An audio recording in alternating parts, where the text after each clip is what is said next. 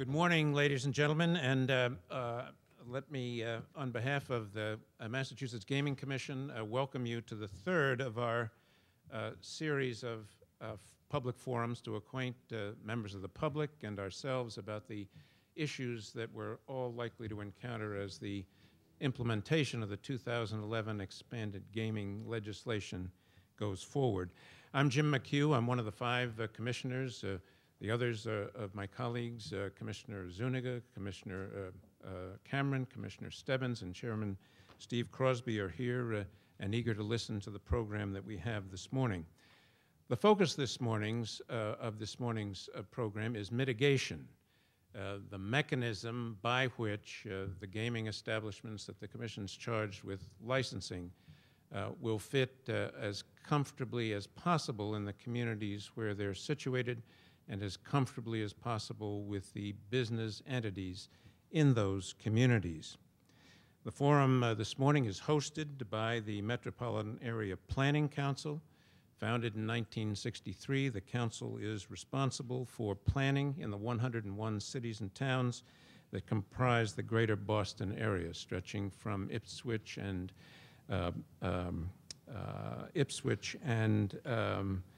Rockport on the northeast, to Route 495 on the west, and winding up in the Duxbury area on the southeast.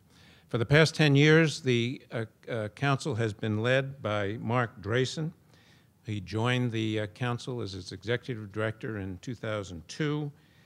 He formerly was a member of the Massachusetts Association of Community Development Corporations. He was the president and CEO of that organization. Before that, he was the executive director of Citizens Housing and Planning Association.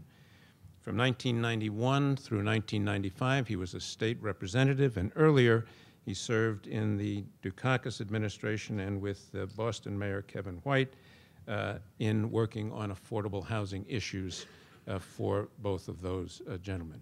So without further ado, Mark, I'll turn it over to you with thanks for hosting this program this morning.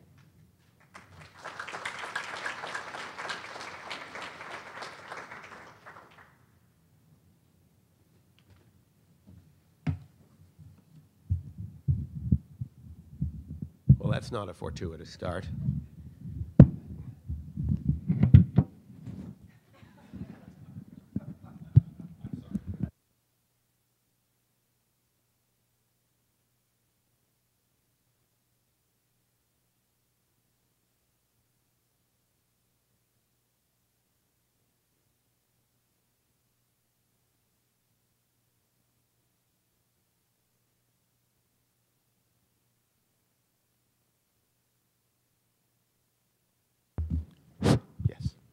Good morning, everyone. Thanks for the technical assistance there.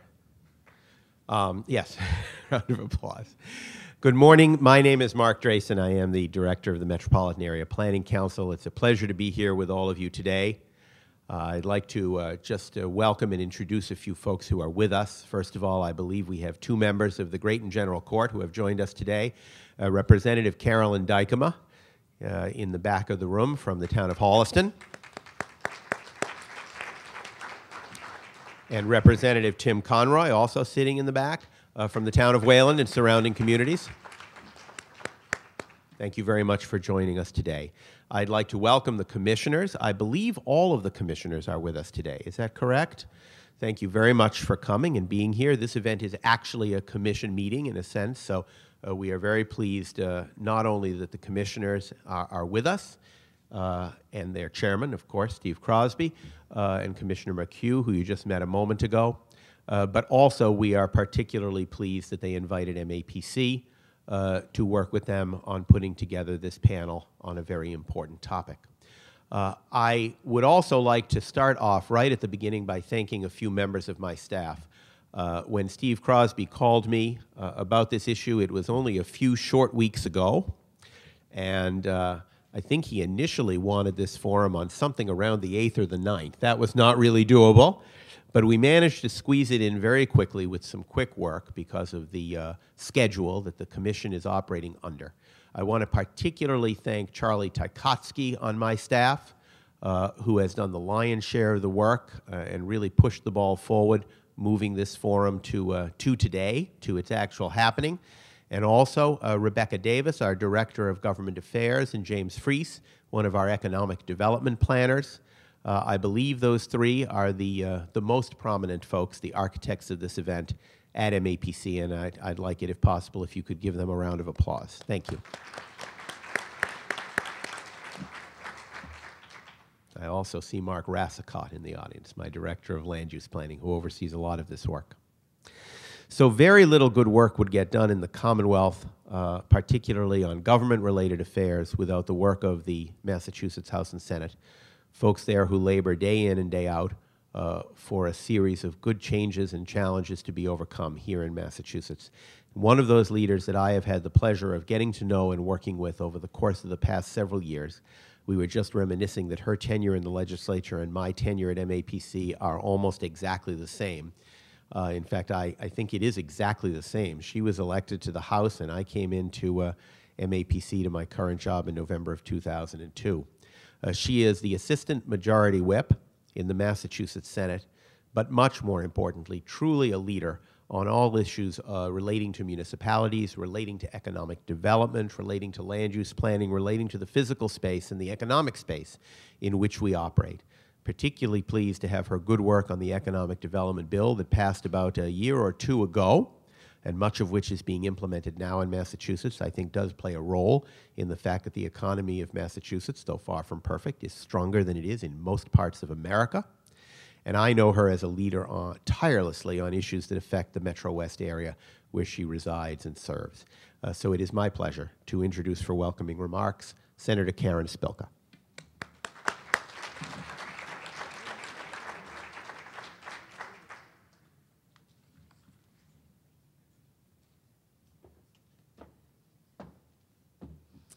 Thank you, Mark. It's my great pleasure to be here today and to welcome all of you to my district. I'm State Senator Karen Spilka. I represent the 2nd Middlesex and Norfolk district, which is Ashland, Framingham, Natick, Holliston, Hopkinton, Medway, Franklin, and that whole, what I call is the heart of Metro West. So I want to welcome you here today. I want to thank Mark and MAPC for hosting this and bringing folks. I think that all of you are from all across the state. I do want to also acknowledge another state representative that's here, Kiko Oral, my friend who's here. Thank you for being here as well, from the western part. And I want to thank the commissioners especially, and for all of you being here today.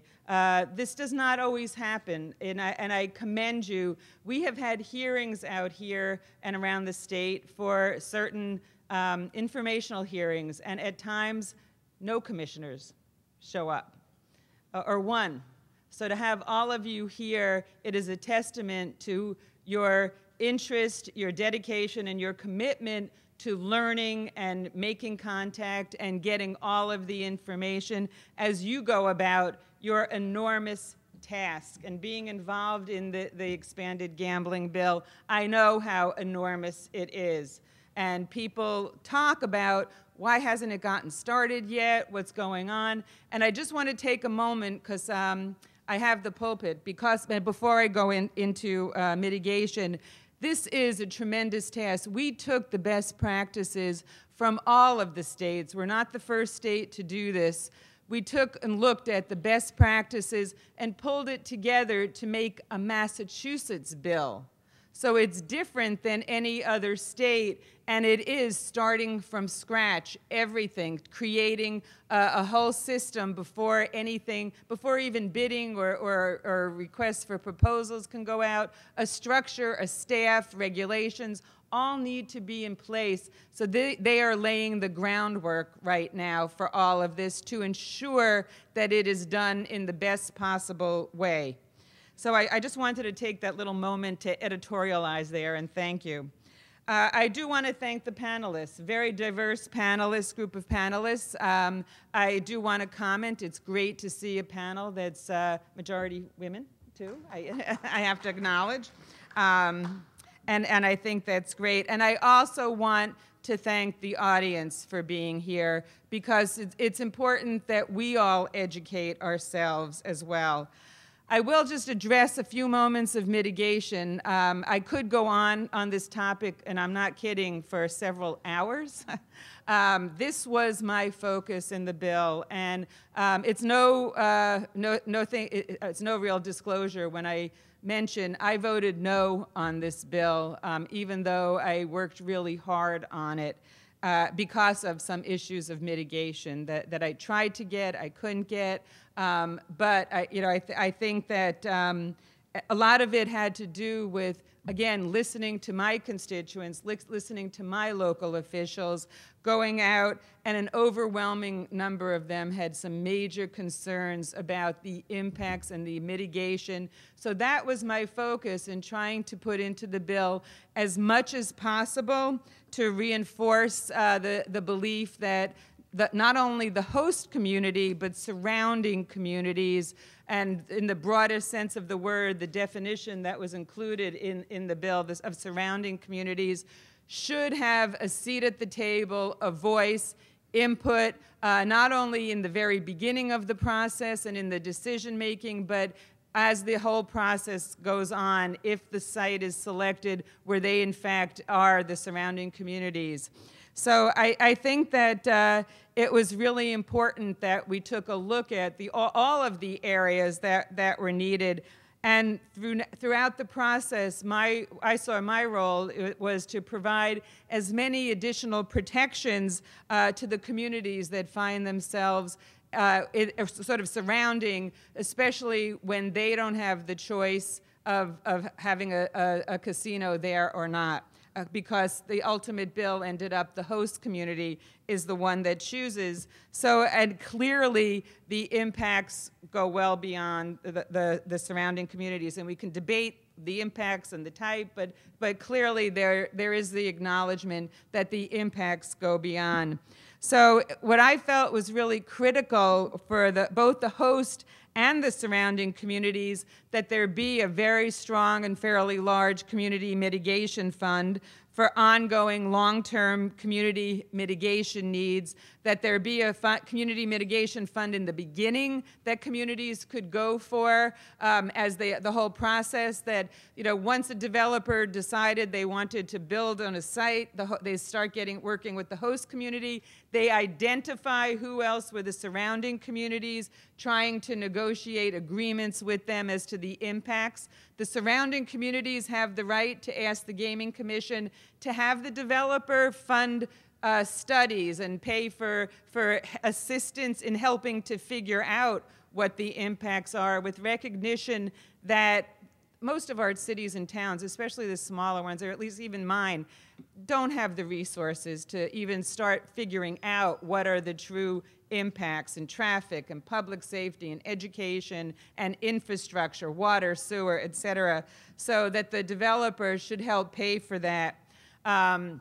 They have to take into account comments that the surrounding communities, not only the hearings in the host community, but the surrounding communities have the right to go to these hearings and offer testimony, and the developer has to reach out proactively reach out to the surrounding communities to get feedback, and that must be considered by the Gaming Commission, either for or against, and incorporated into their findings if they accept that or they don't. So there was that piece, and then once the site if it's decided, they work with the surrounding communities as well for mitigation and get some of the money. But on an ongoing basis, the surrounding communities and the host communities and others form a local advisory committee. And then I was able to get surrounding communities on the statewide advisory committee that advises the Gaming Commission, so that surrounding communities have a voice on an ongoing basis and have easier access to get mitigation funds as well. So I think that there was also another piece for all communities, that prior to the opening of any casino, all mitigation, traffic mitigation, infrastructure mitigation, not only has to be completed, but it has to be basically open and running. So if you're building roads and bridges, those roads and bridges must be working on off-ramps to any major state highway or whatever. They have to be up and running prior to the casino actually opening its doors. So as I said, it's a critical component. And there's other areas which, I'm not going into it all, but the whole idea is, and I know this is the challenge that the Gaming Commission has, is to ensure that the sites of the 3 casinos and the 1 slot parlor are strategically and appropriately placed across our Commonwealth. That the Gaming Commission is going to be working and striking that balance in maximizing revenues, making sure they're spread out as much as possible, and in locations that can maximize revenues and job creation, but also be in the best interests of the host and the surrounding community. So in choosing those locations, really taking into account every single detail, and that is the role that I assume all of you will be playing in helping them make the decision, and that's why this really is an educational process. So I again thank MAPC and the Gaming Commission and the panelists for coming here, because people need to fully understand what role they can and must play in this process. It's really important to understand what is going on during the whole process, and that people do have a large role to play. So I applaud all of you for being here and for educating yourself. And again, I thank you for having me and look forward to hearing as this process unfolds over the next few months and years. And this will be a challenging time for all of us. Thank you very much.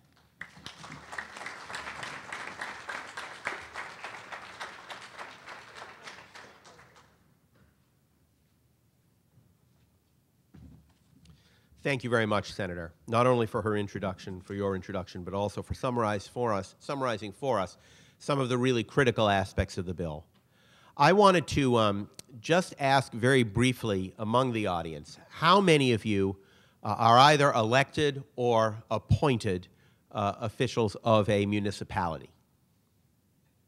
Good. So that clearly is the majority, I'd say about 2/3 of our audience. Obviously, there are other interested parties here today, and that's fine. Everyone can be educated. But I think it's fair to say that with this panel on mitigation issues, we are looking particularly at trying to provide help, assistance, and support to the cities and towns. And that support is available from regional planning agencies for every city and town in Massachusetts that might confront this situation long after today's panel is over. I want to introduce and acknowledge my counterpart, the Executive Director of the Pioneer Valley Planning Commission in the Springfield area, Tim Brennan, who's with us here today. And also Steve Smith from the Southeastern Regional Planning and Economic Development District, SERPED, which is based in Taunton, and Steve is going to be speaking in the course of this panel. Thank you. But there are, I think I've got it right, I think 11 others regional planning agencies that cover every part of Massachusetts. All of them are available to assist in these issues. I want to draw attention, if I may, as we begin, to the small pamphlet which we call Locating a Casino, Much at Stake for Host Community and Region, which is about a 4-page document published by MAPC that I think is available to all of you. If you don't have it, it's out front. This is a document that we put out in December of last year, focused specifically on the mitigation issue. And while I don't want to go through all of these items, you're going to hear a lot of these items covered by the panelists here today. I would say that there are 4 critical points in that document, which I'd like to set up the panel discussion by beginning to notice. The first is establishing a transparent process, particularly in the host community regarding issues of mitigation. The public can't get everything that it wants from a mitigation agreement. That's true in host and surrounding communities. But a public discussion about mitigation and transparency in the decision-making and the negotiating process is one very important factor. The second and third items I'd like to take together, and that is the issue of having a real connection, or sometimes the lawyers use the word nexus, between the mitigation agreement and the actual impacts of the casino. And the third issue is the question of how long-term will the mitigation agreement be. And you know, the combination of these 2 points has created an impression in Massachusetts around development projects generally, that cities and towns tend to ask for too much and try and hold up, both in the figurative sense and also in terms of how long the process takes, developers who are coming into their community. I feel that that is a great misinterpretation of what is actually going on. I think one of the reasons for that misinterpretation is that communities often seek as much as they can possibly get in the short term. And because there are needs that don't relate directly to the mitigation of a development, sometimes they push for those needs to be satisfied. Sort of what I call the band uniform phenomenon, which I think is really an exaggeration of what goes on, but everybody's heard of that. So one of the things that we encourage municipalities to think about is to try and really evaluate what the impacts of the actual facility will be, in this case the casino, and focus on getting those things mitigated. Maybe they're not the thing that is most desperately needed in the community in that particular season, but they are strongly defensible. They are directly related to the development. They are the things that you're going to need taken care of in the long term. And then the second point, don't just focus on the short term. Focus on the longer term, because any major development, and certainly a casino, it's not going to be there for 1 or 2 or 3 years. The traffic impacts, the water impacts, they're all going to carry over time. And mitigation resources may be necessary over the longer term. Sometimes that involves a small sacrifice in terms of what you get during year 1 or year 2. But we at MAPC feel it's particularly important to establish the nexus and establish the time frame, and negotiate your mitigation agreement with those factors in mind. The last thing Senator Spilka mentioned, which is the importance of surrounding communities. And the Gaming Commission is given a lot of leeway in trying to figure out exactly what the geography of surrounding communities is. But impacts, while they may be the greatest in the host community, are not only going to affect the host community. And the host community will have a greater degree of power in determining what those mitigation agreements may be. So it's very important for surrounding communities to get engaged early on, for host communities to let them into the process, and for the Gaming Commission, as we know they will, to take seriously the responsibility of assisting the surrounding communities as well as the individual host community. Now, we have gathered a number of expert panelists to join us here today who are going to speak about issues that will help all of you to analyze and negotiate what the impacts of a casino might be and what the appropriate mitigation should be to deal with those impacts.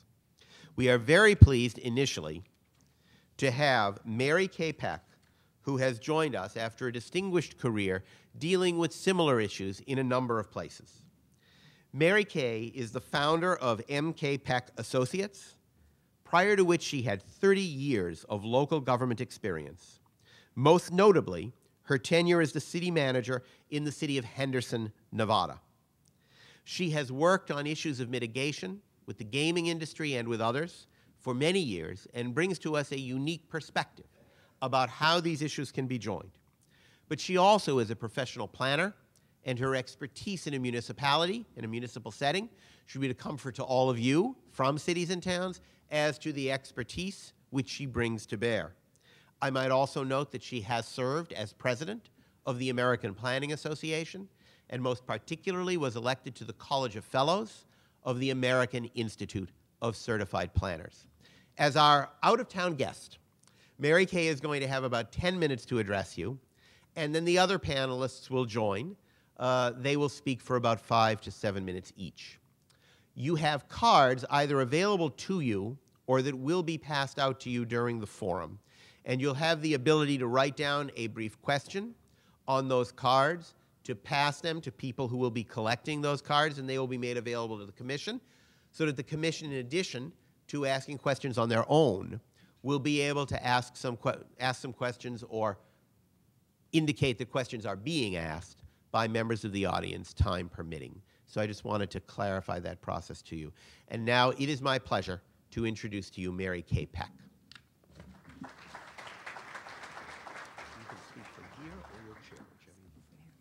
Thank you for those kind words, Mark. And Mr. Chairman and members of the Commission, thank you very much for having me here today. It's a pleasure to be able to speak to you. I'm really glad to see so many local government officials in the audience because from my perspective, I will be talking to you from a local government perspective, and I'll be talking about 3 casinos that opened in Henderson during the years I was there and what we learned along the way in terms of negotiating and in terms of mitigating and in terms of the sophistication of the agreements that we had with the casino companies. Let me tell you a little bit about Henderson to set the stage. Henderson is located in southwest Nevada. It's a suburb of Las Vegas. I was there from 1995 to 2009, most of the fun years when development was going crazy. The population of Henderson was slightly over 90,000 when I arrived in 1995. When I left in 2009, it was 275,000. A suburb of Las Vegas. Now, it's not like I had followers and had a great Twitter account at that time. Henderson simply was the fastest growing city in the United States for many, many years. Shortly after I arrived in 1995, the first real casino in Henderson opened. And the Henderson community, the elected officials, were thrilled to have a real casino. Previous to that, Henderson only had slot joints and one tiny, tiny casino downtown that was so small it didn't even have a sports book. So you had to go to Las Vegas to place your sports bets. So setting the stage and the atmosphere, Henderson was really glad to welcome its first real casino. I would also add that there were no hotel rooms in Henderson to speak of. There was one hotel that unfortunately basically charged by the hour, and that was it. It was a motel, not a hotel, and a no-tell motel. When I went to interview for my job in Henderson, I said, where should they stay? And they said, 10 miles away. There were no hotel rooms. So Henderson was thrilled. A real casino and, according to state law, a minimum of 200 hotel rooms. So what did Henderson get for its first hotel casino that it welcomed with open arms? Henderson got only okay. It got a locals casino. It was based on attracting locals, not a destination. It was located in an area with strong, strong retail. It was across the street from a regional shopping mall. There was no pedestrian connection to that shopping mall. As a shopper, that dismayed me. I pictured and saw pedestrians trying to get from the hotel casino across the street to the mall, looking very carefully to make sure that they weren't going to be hit by any cars. The area developed with 2 million square feet of retail eventually, and this hotel casino. So it was located on a major arterial about a half a mile from the closest freeway. Traffic was and still is horrendous, despite adding additional lanes, 4 lanes for an off-ramp, 3 lanes for the on-ramp. Surface street problems included, for example, not being able to have enough turn lanes at the intersections because this was an area that was already built up, and so it was impossible because of existing structures and parking requirements to get all the needed turn movements that we needed.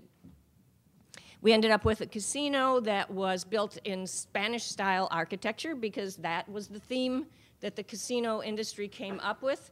The architects were really thrilled. They'd been able to take a lot of trips to Spain so that they made sure it was authentic Spanish architecture. We had a project that was pretty piecemealed. We started slightly small for a casino. We had a very small gift shop in terms of retail. We had the obligatory buffet restaurant, must have one of those with every casino, the Italian restaurant, the Mexican restaurant, But we did what we lacked, and Henderson missed this sorely. It was a blow a bit to our pride. We didn't have the high-end steakhouse to begin with. We had one small meeting room, which eventually was turned into that high-end steakhouse, which made us very happy. And we had a project that grew with time. One of the things that we had that was kind of interesting in the casino was a playland, so that you could pay by the hour to park your children, for daycare or night care. And if you've been to McDonald's, and I'm sure everybody's been to McDonald's or at least gone past the playlands that they have, well, this was one of those on steroids. It was 2 stories, and there were all kinds of things. It was replaced by a multi-cinemaplex eventually. Added on also was an outdoor arena for concerts and events like that. That was a very ad hoc arena. It was folding chairs and a portable stage. It was done okay. And then finally, probably the biggest add-on was a bowling center, the biggest collection of bowling lanes I have seen in my life. There were 72 bowling lanes.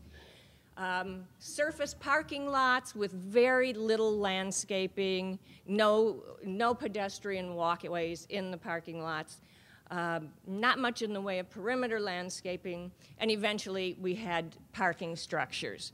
So we also had, at the insistence of the casinos, a 150-foot tall sign. I can't tell you how many square feet it was, but it was ginormous.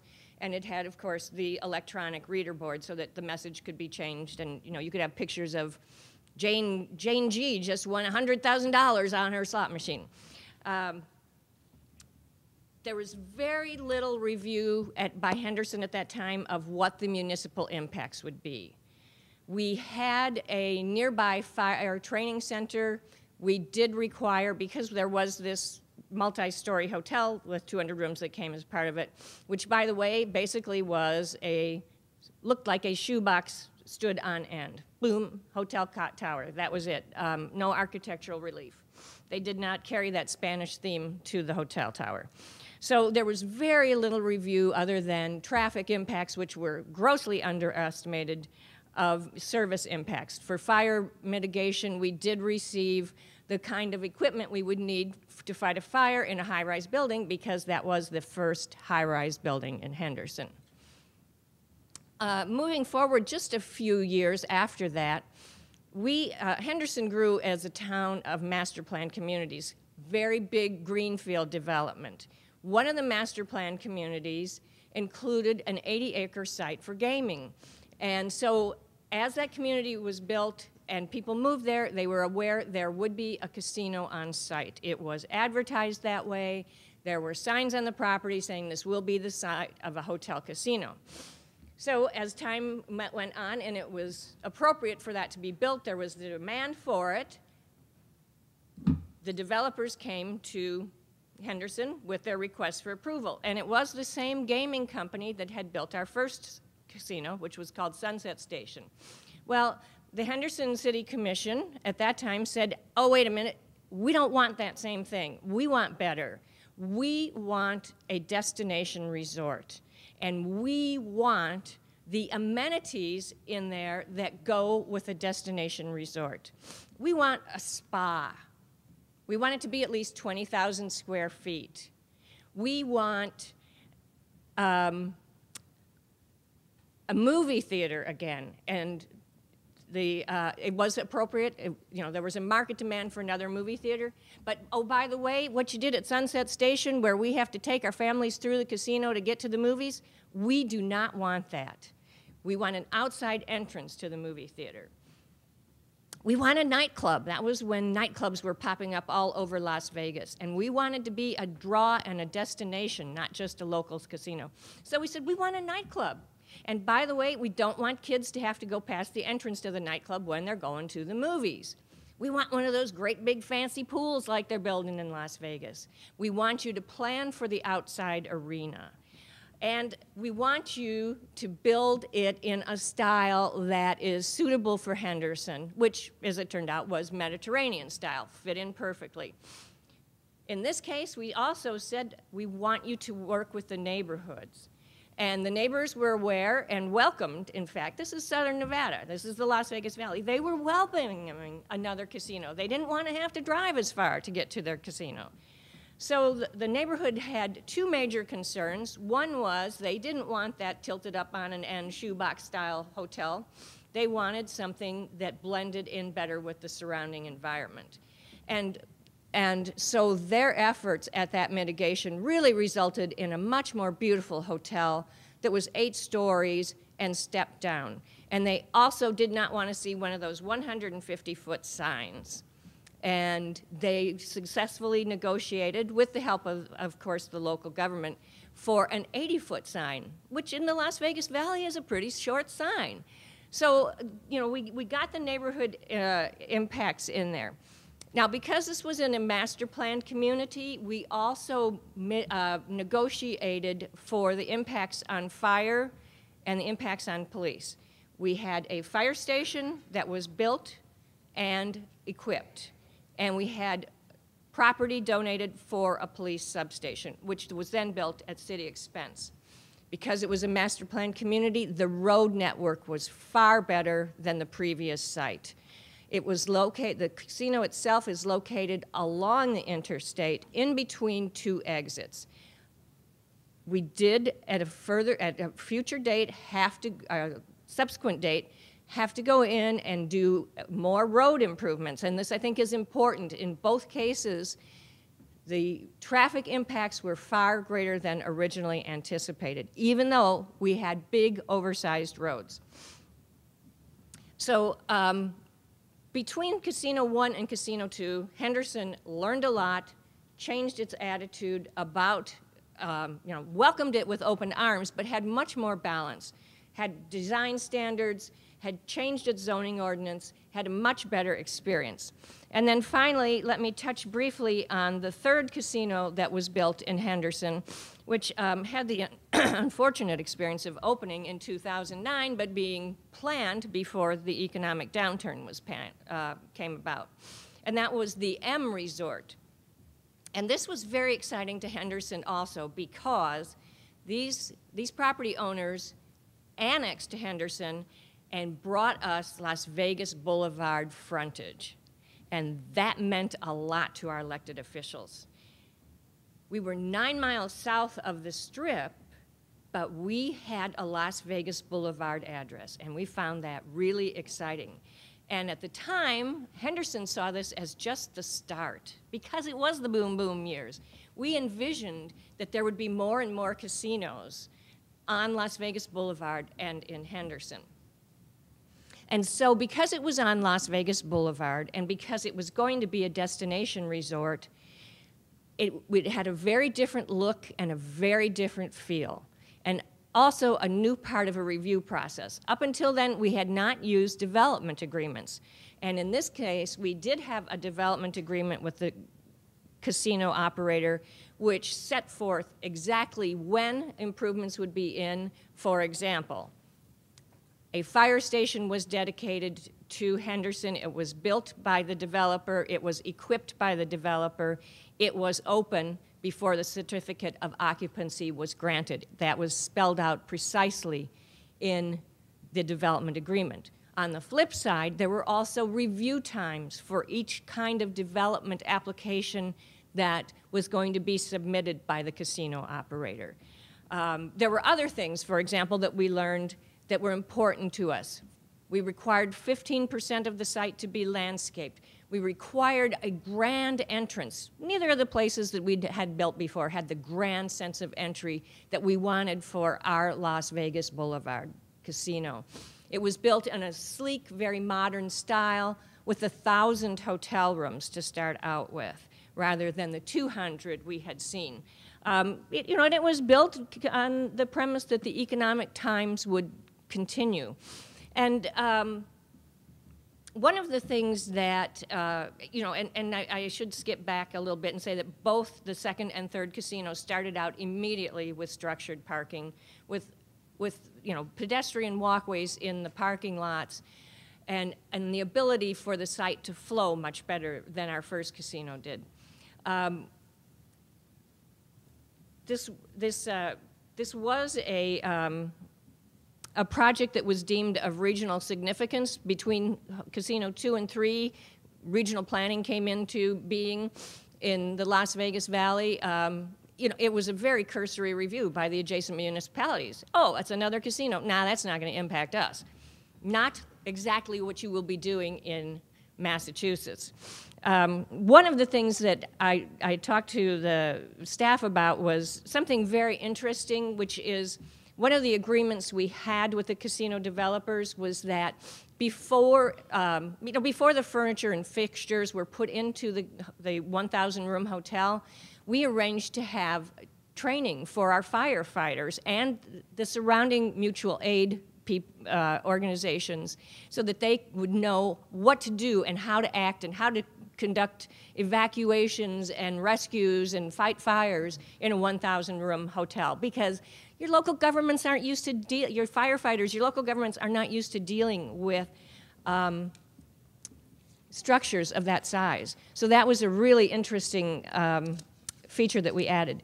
I'm going to close because I know that the other panelists also have really important and interesting things to say. Let me leave you with 3 important principles. The first one is gaming is a big box type of development, and it's a mixed-use type of development, and you need to treat it that way. Consider all the impacts of all the different uses. The Green Valley Ranch Casino adjacent to it, and as a seamless part of it, had a lifestyle shopping center that had Pottery Barn and all those types of uses, pedestrian-oriented, linked, 6 or 8 restaurants linked directly to the casino. People would walk from the casino to the shopping area. It was a mixed-use development. There's mixed uses inside, and there are uses that will grow outside. So remember, it's a big box use, just like a huge Walmart, and it's also a mixed use. You will get adjacent uses to it. Second main point, the impacts on local government services, community character, and land use are substantial. They are extremely significant, and they are long-lasting. They do not go away. As Mark mentioned earlier, communities think about the long, long term. And then the final part that I leave you with is that the communities in Massachusetts only have one chance to get it right. Henderson didn't do as well on the first time. Second and third time, Henderson did an excellent job. You are the experts on your community, local government officials. You know your community. The casinos are expert at their industry, and they are expert negotiators. So make sure that when you come to that negotiating table, you are ready for them. As we say in the West, don't bring a knife to a gunfight.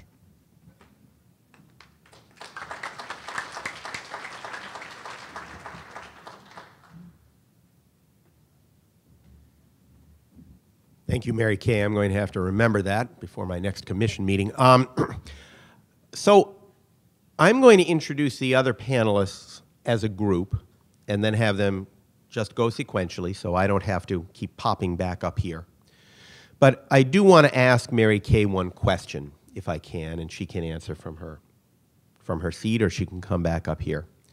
Listening to you, Mary Kay, I am reminded of the differences between Massachusetts and Nevada, particularly that itty-bitty 80-foot sign.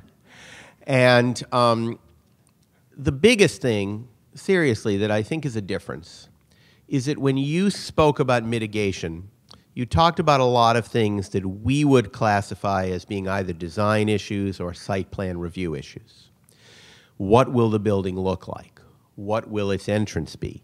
Will there be ancillary facilities?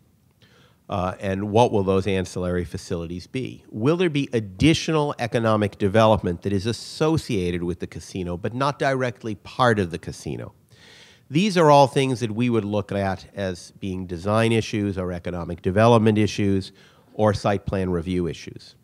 When we define mitigation, we generally talk about a series of things which you did touch on, and you indicated the community got better at over time, but did not take as much of your presentation, such as what will the impacts on traffic be? What will the impacts on water and sewer be? Are there nearby educational facilities which perhaps should be separated in some way from the casino? Things of that nature. Impacts that will be brought to bear by the casino that affect municipal expenditures and services, and which should be mitigated in advance, either by a capital infusion or by long-term assistance to deal with an impact over time. I wonder if you could speak for just a couple of minutes about how you feel Henderson did in evaluating those impacts beforehand and seeking to write them into the mitigation agreement with the casinos. Particularly, for example, I'm interested to know if, when the roadways did have to be widened, who paid for that? So if you could just comment on that a little bit more, and then we'll move on to the other panelists. Thanks, Mark. I'd be glad to address those issues. There are, of course, all those upfront issues that come with a development of that size. Traffic impacts, traffic studies have to be done. But as I mentioned, the traffic studies, as it turned out in each case, long-term were not, they were inadequate, they were low. Initial road improvements were paid for by the developer of the casino in every case.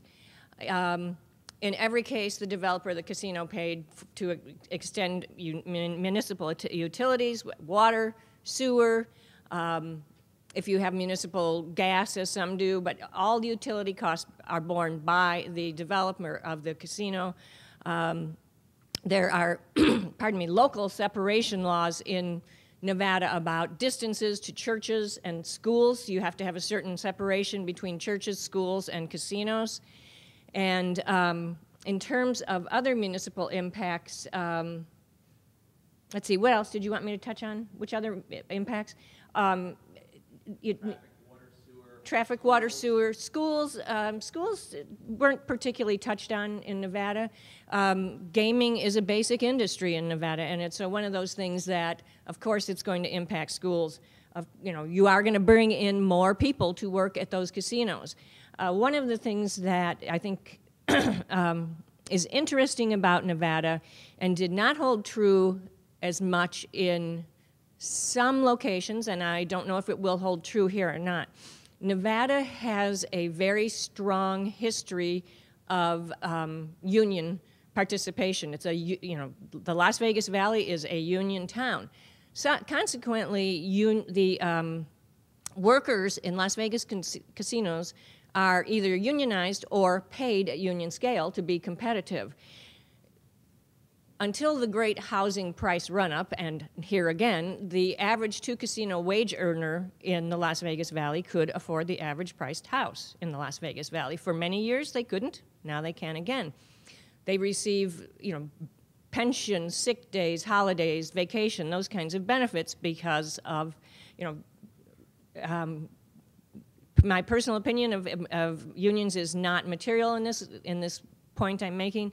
But my point is that as I have seen gaming spread to some states, the jobs in the casinos are minimum wage, which was not the case in Henderson. So the impact on schools and housing was not what it will be if you don't have that wage protection that many in Nevada do. But you will have impacts on schools, on housing. That's for sure.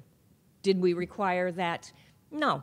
I take that back. As part of the second casino, which was in a master plan community, of course there were school sites and park sites dedicated. As part of the final casino that was built in Henderson so far, there was a park requirement, but that casino, as part of its approval, also had 3,000 condominium units and 1 million square foot of retail, which, as you would not be surprised to know, have not been built. Mary Kay, thank you very much. I'm sure the more questions will come up for you and your tremendous experience in Nevada as the panel progresses. So very briefly, I just want to let you know who's with us here today, and then I'm going to ask them to come up and speak in this order if we can. Steve Smith, my counterpart and colleague from the southeastern part of Massachusetts, a leader in so many ways. He runs a very innovative and effective regional planning agency. He's had to think about this issue a lot with various casino proposals that have come up now and over the past few years within his district. Is going to talk to us a little bit about the issues that his communities face and how SERPED, the regional planning agency in southeastern Mass, has attempted to meet them. Vera Colias, a former planner from the town of Southborough in my region, decamped to the Central Mass region about, 2 years ago, Vera?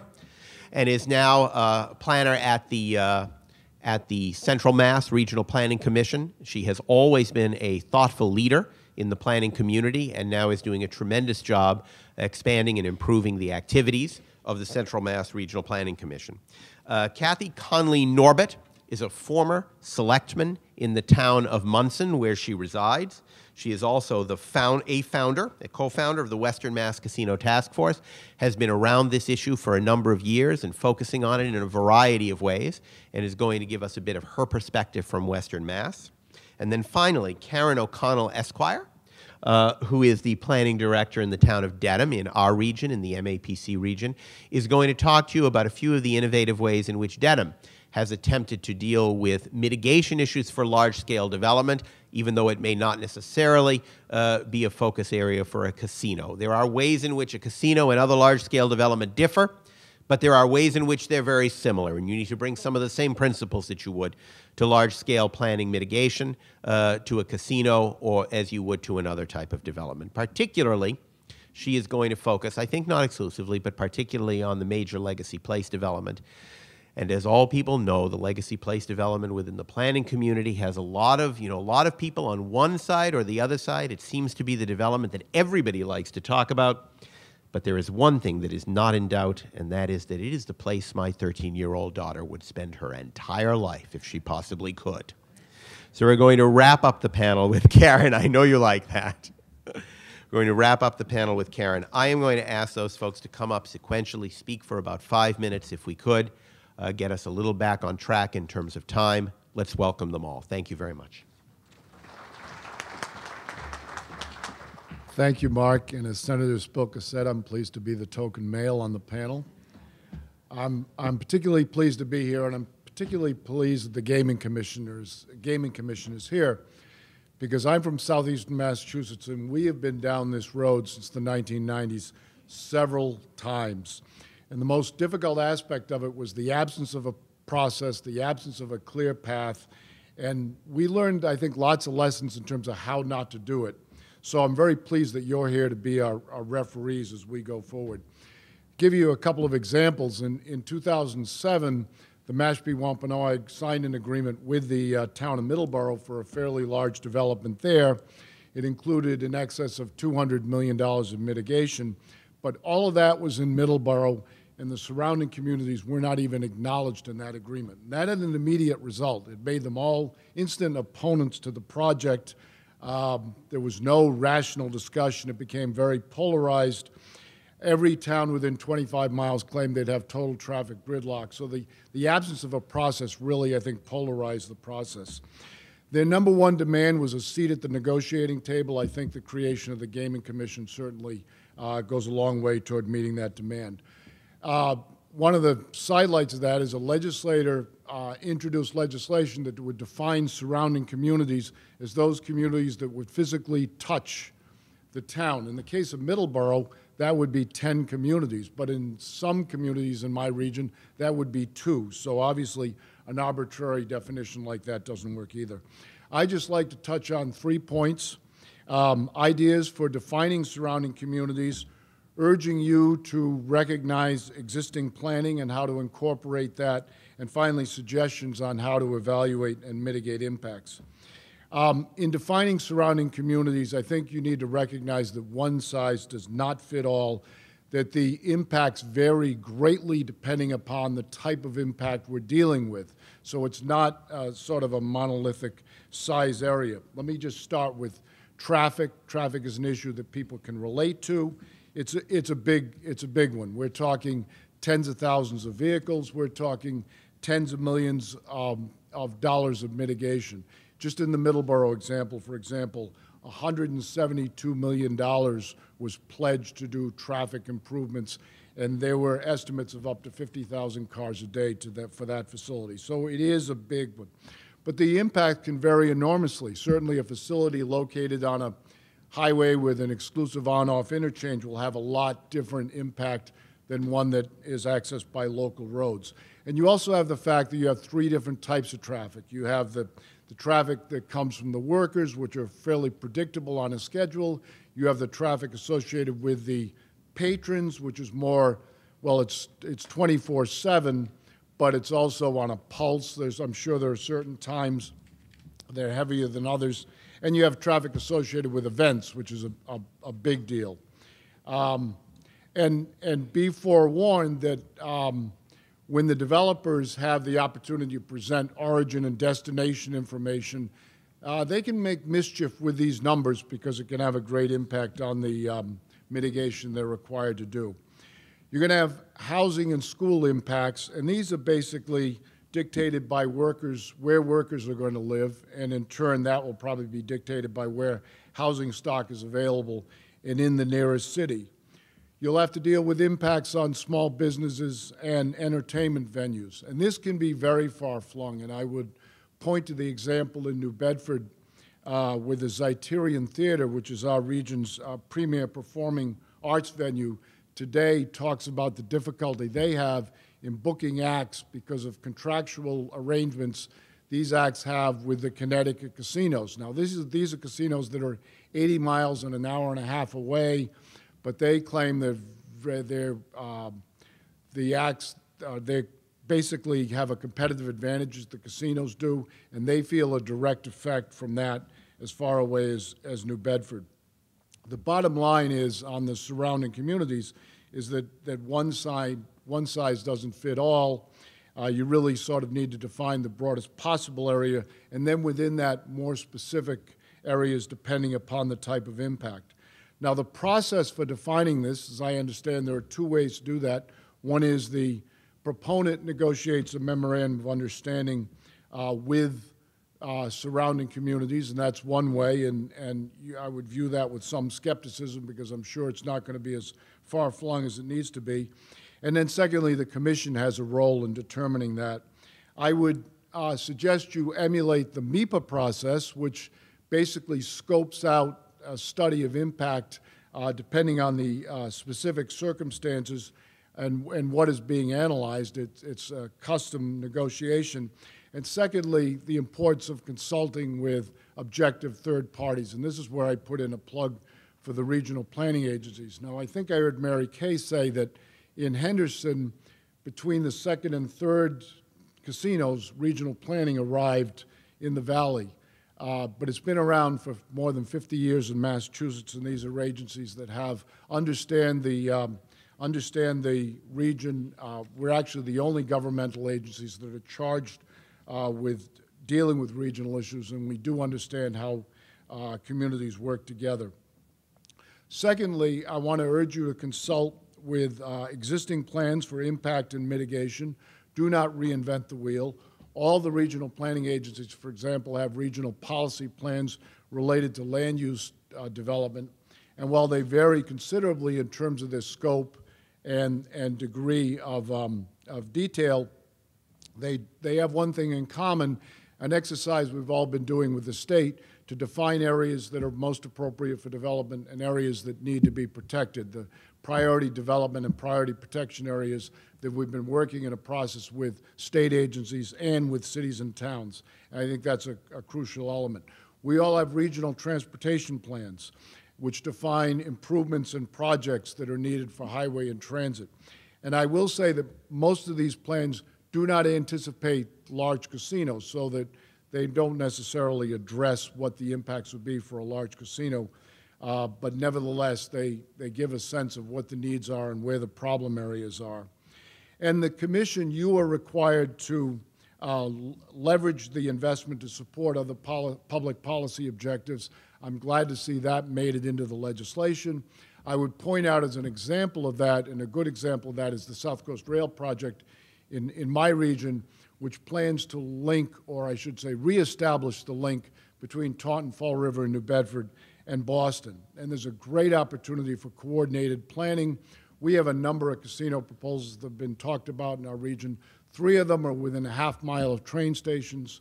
1 is actually at a train station, so there's a real opportunity there for coordinated planning. And finally, in terms of evaluating and mitigating impacts, first of all, as you will learn, there's very little objectivity you find in the casino debate. And it's important that objectivity, transparency, and credibility in evaluating this are up front. Again, I would note that the MEPA process is a good process. It puts the burden on the applicant to sort of define the impacts, but then has a transparent and open review by objective third parties to look at that. The regional planning agencies have been part of this process. We have excellent tools ranging from traffic models that enable you to plug in information about the casino and see what the ramifications are throughout the region. We all have geographic information system computer mapping, which is terrific for doing environmental analysis. So there is a lot of capability there, and we are all publicly accountable. Let me just close with a word about the Native American casinos and the provision, because there is a lot of confusion in Region C, which is the southeastern Mass region, about exactly how this is going to work. If you even have a role, if a proponent goes through the federal process and through the Bureau of Indian Affairs. So I think it's important that the Commission make that very clear how the Native American process is going to work and in relation to the commercial developments. And I would urge you to do that forthwith. Thank you.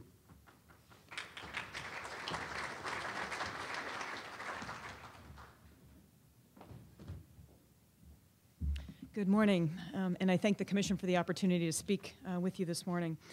By way of context, when the legislation around casino gaming was discussed here in Massachusetts, and certainly today as well, many assumed that a casino would be authorized somewhere in the central Massachusetts region because of the presumption being that an attractive development location would have excellent access to an interstate highway, such as the Pike, which goes right through our region, and that if I-90 was going to be a siting consideration based on its interstate access, the reasoning followed that a casino development would then consist of several hundred acres that would be easily accessible, proximate to with direct access to I-90, and that it would be near enough to key population centers, certainly.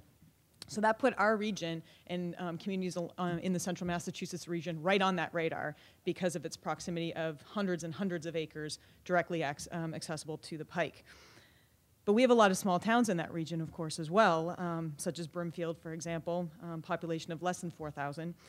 Palmer, little more than 13,000, and the town of Warren, population of right around 5,000. Those have been identified as communities that large parcels of land are available right near the Pike, within an hour's drive of a lot of key population centers, including the city of Boston. In Central Mass, development permitting and complicated negotiations and evaluations of big projects is carried out by volunteer members of either a Board of Selectmen or a planning board or a combination of the two. It's certainly the case in Warren, Mass, and there's no professional town manager or town administrator, and there's a part-time planner based on a consulting basis that assists the town as needed. And I bring up the case of the town of Warren because they formed a casino study committee in town, and they contacted my agency in February of 2010 because they wanted some assistance in preparing for the potential of a casino development in their community, or if they were in fact even an abutting community to the town of Palmer or another community in that region that was considering locating a casino there.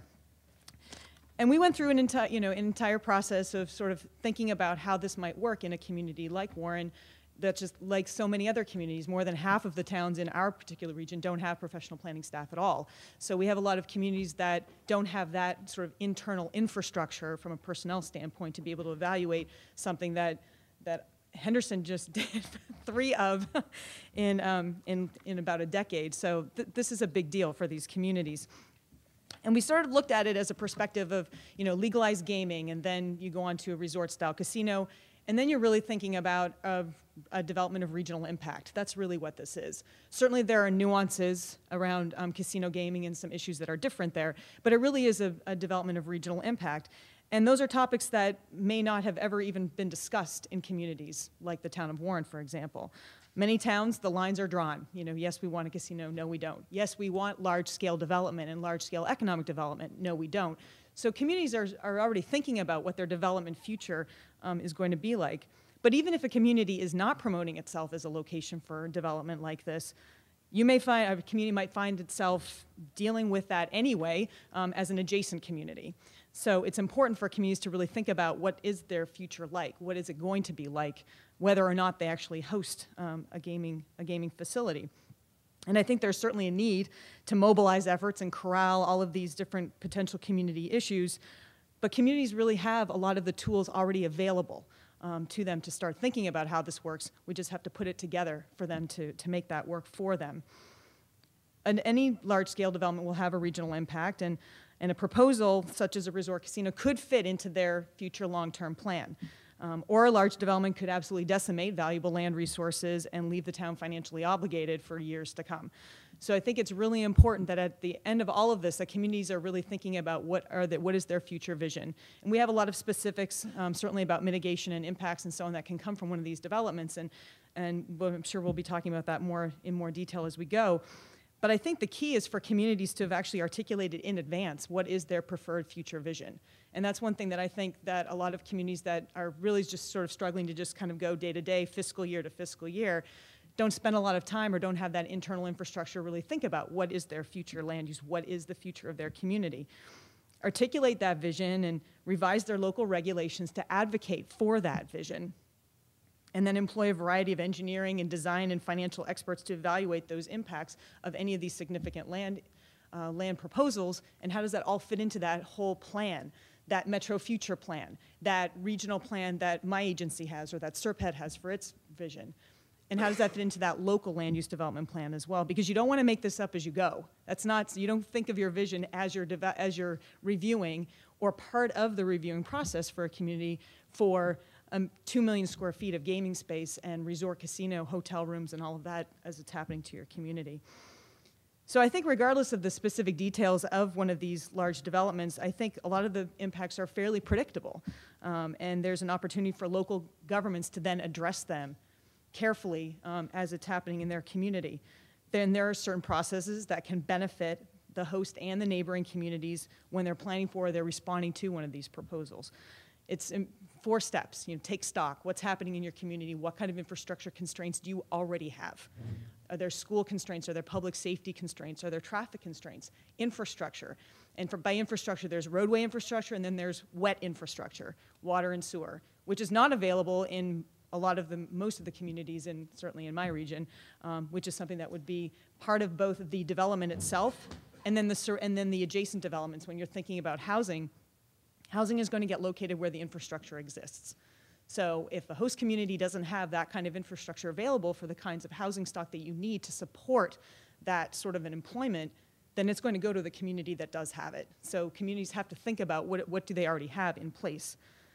Developing a process for dealing with this kind of development.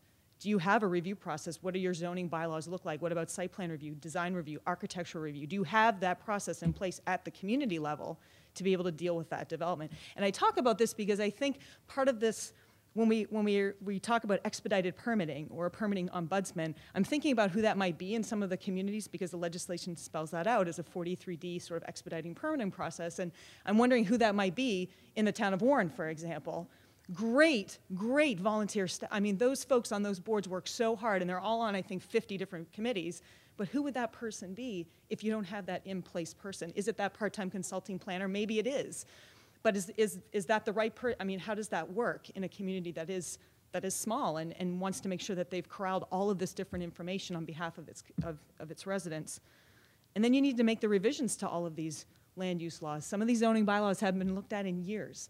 So you have to make those revisions and make that work. So I'm wondering if there's a way to support communities sort of at that front end so that it's not necessarily or only exclusively being able to help communities with experts, with the consulting engineers, with the financial folks, fiscal impact folks, all of that. That's great, but I think that makes that process even better if the community has already set up what it wants and what it's looking for and what it needs going in. It shouldn't be sort of this one shot in the dark that responds to this humongous development in town or in the town next door.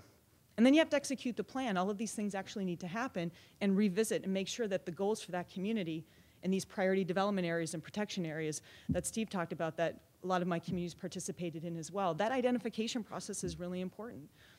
Yeah, you might have 700 acres right adjacent to the pike, but what did the community actually want to do with that land? Is this in fact what was being looked for? And is there a way through this process to think about how other land or other land areas might be available for future development? That idea of future mitigation and looking at that over time. Is there a way to not create a company town? You know, that the town of Warren has a casino, for example, and there it is. That's the industry for the town of Warren. I don't know that that ought to be the case. I think there's a way to set aside, or is there a way to identify other priority development areas for future development? And as part of that process, we have the infrastructure in place to do it. The gas lines are already there. The utility lines are already there. We've got everything in place so that 10, 15 years down the road, there's another industry that's available for the community once the economy improves, hopefully, and time goes by, and the community will change. Because fundamentally, this is going to change a community. And I think it's important that that change be something that the community has anticipated and has planned on. And I really do think that adequate forethought and advanced planning can make this work in a community, but it needs to be something that they've already participated in going into this process. So certainly I'm a planner, so I think planning's cool, and I think it's something that everybody should do. But I really think it's important for communities to have already thought about this process. And I think at the local level, and certainly at the regional planning level, I will toot our horn as well. We know our regions, we know our communities, and we can put those things together and bring folks to the table and talk about this. I think that process of bringing multiple communities together to talk about priorities is something that we've certainly done. South Coast Rail Project did it. The 495 Metro West Compact did it. We're doing it in my region in 21 communities right now, bringing communities or subregions together to talk about priority areas that they share and that are also individual to their community, so that folks already know what's happening in their abutting communities, and I think this is the kind of development that can do that as well and bring that all together. But I think the key thread that runs through this entire process is communities have to advocate for their own interests, and the best way to do that is to have already thought about their own interests and have thought about where they want to go going forward. Interests that are clear and are based on analysis and consensus building. So I think the way to make this fair for both the communities and for the developers is that it is all on the table. And that transparent process is transparent to the developers as well as to the communities as well. So that analysis and that forethought has already occurred, and people already know going in what that experience is going to be like in that community. So I think I sort of talked a lot about planning and not a lot about specifics, but I think it's really difficult because I think, as Steve said, one size does not fit all. I think the process is written in the legislation in a way that gives you some flexibility in addressing some of these issues, local issues and sub-regional issues, so that they're specific to the area that they're in. I don't think one way of defining the surrounding communities is going to work because every region's different, and the relationships amongst the communities is different depending on what part of the state that you're in. So I hope that was remotely helpful. Thank you very much for your time. Thank you, Steve and Vera. Before we get to Kathleen and Karen, I just want to ask both Steve and Vera, and they can comment from their seats. One question that came to mind as I was listening to their remarks. First of all, I just want to really thank Vera for the point she made about the fact that a casino is really likely to change a community's development profile. It won't happen all the time, but in many cases, the location of a casino is likely to have a lot of spin-off development activities and pressure that result in additional development over time, directly related to the casino, maybe related to a new population base in the town, or entirely unrelated to the casino, but because there's a major economic development activity in that community. And so how do we plan for infrastructure going forward? Not only the infrastructure that may be necessary to get the town able to handle a casino, but to be able to actually handle the pace of development that's going to flow from that casino over time. So I'm very pleased she raised that comment. The question that I'd like to ask is that the legislation is a little bit unusual in the fact that it sort of tries to sandwich this or to squeeze a casino development into the process that we're all familiar with under Chapter 43D. If you have a 43D, if you're a 43D community already, well, then the casino site needs to be determined to be a priority development area for expedited permitting under 43D. And if you're not, then there needs to be this planning ombudsperson who is appointed to kind of, as best I can interpret it, carry the development through an expedited permitting process, even if it doesn't have 43D already adopted in the town. That sets up an unusual dynamic because it pursues expedited permitting precisely in a circumstance where careful thought, review, and negotiation is necessary for what is arguably going to be the biggest development a town will ever face. I'm wondering if Steve and Vera have any thoughts about that. Is it contradictory? Is it consistent? How does a community handle it? One thought I have, a couple of thoughts actually. One community which is has approved 43D expedited permitting sites when they were really worried that when the casino came to town, the fact they had that legislation in place meant they were welcoming a casino, and they said that wasn't necessarily the case, so just because we have expedited permitting. But I think the principles behind Chapter 43D, whether a town is a participant or not, and whether they have the procedures in place or not, are very helpful in that the whole purpose of the expedited permitting exercise is not to grease the skids for developers, but it's to avoid a protracted maybe and get a clear yes or no. And the principles can be used in reviewing a casino. As Mark said, the ombudsman, the procedures to make sure they're not contradictory would be very essential to that. So. If I could, I would just add to that. I think certainly the purpose of expedited permitting, as Steve said, let's get to the chase, cut to the chase, and go through this process carefully, but moving forward and not going side to side all over the place. And I think, but I think the caution there is, I think again, as I said, sort of establishing that expedited permitting process in a community that's not prepared for it, that doesn't have that internal infrastructure to go through that process. And I think if a community that is going to be expediting, quote unquote, a large scale development like this, that without having gone through any of its own internal review process and ensuring that it in fact knows where it's going and how it wants to move forward as a community in its entirety, I think is problematic. I certainly appreciate the idea of having an expedited permitting process in place. I think that makes sense. But I worry about that process in a community that's not prepared for it on its own for any kind of a development. So I think if there's a way to ensure that that kind of a process is in place in a community already that has gone through that master planning process or that kind of visioning process already, that has looked at its own internal regulations to make sure that the regulations even work in an expedited format, because I don't think they do in most communities necessarily. So I think you have to have that. All the stuff on the books has to be ready for that kind of a process. Thank you both. Kathleen.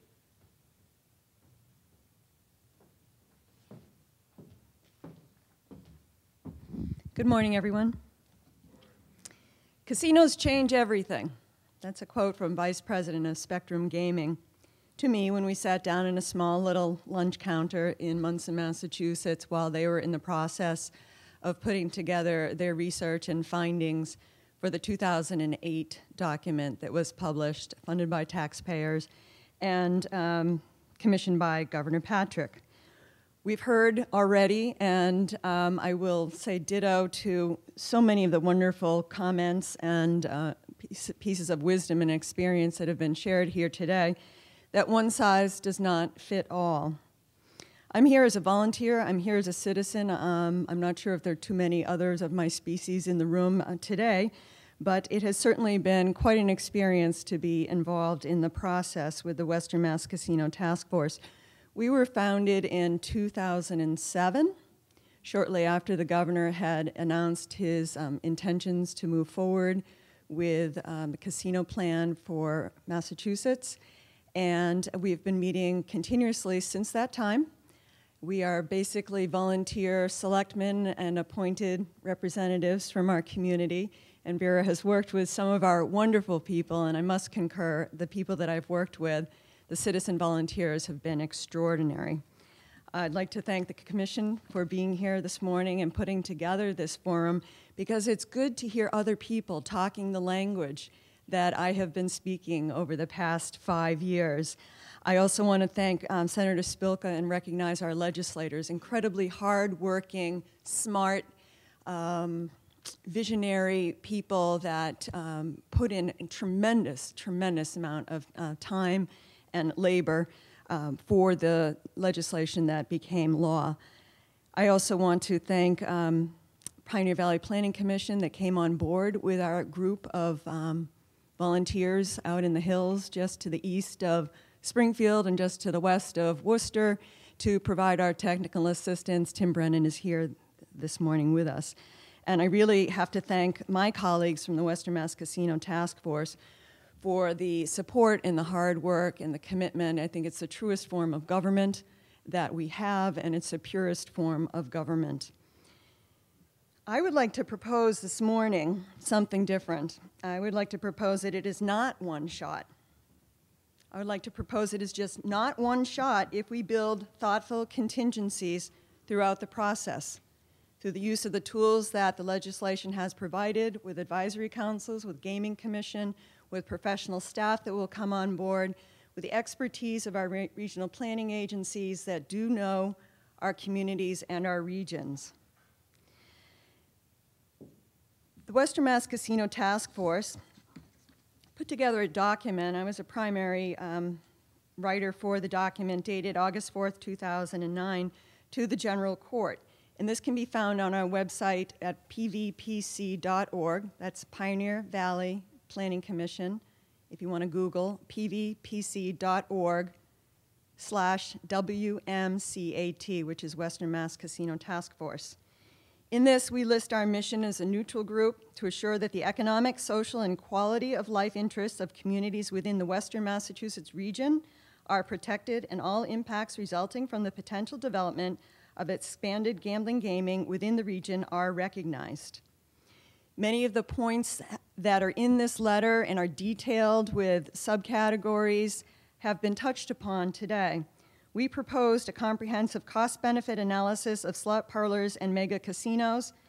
There's justification and rationale for that. Let me just summarize to say that we believe, and we believe that it is still crucial and plausible, feasible, to establish benchmarks, to evaluate the economic situation, the infrastructure, and that is, again, information that many of our RPAs have available to take a look at. We need a beginning snapshot. What does the region look like before development begins? So that you have an understanding of what the budgets are, what the way of life is, and then be able to have data-driven information and measurements as those deltas start to be able to materialize when development comes forward. Mr. Brennan's brainchild was to establish regional mitigation trust funds. We document regions, how that could be established. Local representation on the Gaming Commission and oversight committees. I wasn't selected to be a commissioner, but I'm glad I'm here today anyways. Public safety, police, fire, emergency medical services, data-driven fiscal mitigation funds. Again, that benchmark, that snapshot of taking a look at where the communities in the region are now is fundamental to be able to move forward in an intelligent and transparent way, which we have all agreed is for the best interest of the communities, for the people of the Commonwealth, for the developers, and for the goals of the legislation. Along with that, I will add from my own professional background is that emergency preparedness, planning, both for public safety and public health, need to be an integral component of what we're looking at. Living in Munson, June 1st, tornadoes, earthquake, Hurricane Irene, snowstorms, emergency preparedness. We went through H1N1 pandemic not too long ago. If there's a public health situation, certainly where many people gather together, that becomes a very critical issue to address. Environment, we've touched on MIPA, which I've learned a lot about in this process. Infrastructure, but most critically, maintenance of new infrastructure. See, one of the things about being a small town elected official is you get to think about these little details. Okay, fine, you go build it, you pay for it, and then who takes care of it? Because every year we're in a deficit with snow and ice. What happens to who's going to fuel those trucks? Is the taxpayer going to assume that burden? Is the state going to assume that burden? Let's think about it. Education. Of course, we have some common sense would say if population increases in an area, that's going to impact your education. But let's drill down into that a little bit more. If you just throw money on it, what does that mean? What if that's a host community that then looks wealthier because they have a more property tax coming in from the casino? Will that impact their Chapter 70? Will it be a net loss? Where's the offset? Same thing for Chapter 90. So this is very complex. Zoning. As we've heard, many of the communities have either no staff, no professional staff, or very limited staff that are overburdened at this time. Our urban centers, I haven't seen in the media, I think in my lifetime, any of them saying, gosh, we just have too much money, we have too many people, and we're just sitting around looking for things to do. That's just not the situation. Workforce development. We talked long ago, this is back in 2009, about union wage and fair, open, and competitive procurement laws will be enforced, including looking at an RFP that requires that there is an outsourcing for the employment so that some of these numbers of employees get massaged, but we get to really find out that they're not getting benefits or they're not at a living wage, so that they become an additional burden upon public services, such as Commonwealth Care and Mass Health, which these individuals will be mandated to have health insurance. That is a key piece that I have yet to hear people look at, think about, talk about, and analyze, and I suggest that we put that high on the list. Housing, one of the issues that I've been looking at for over a decade myself is 40B, the Affordable Housing Law.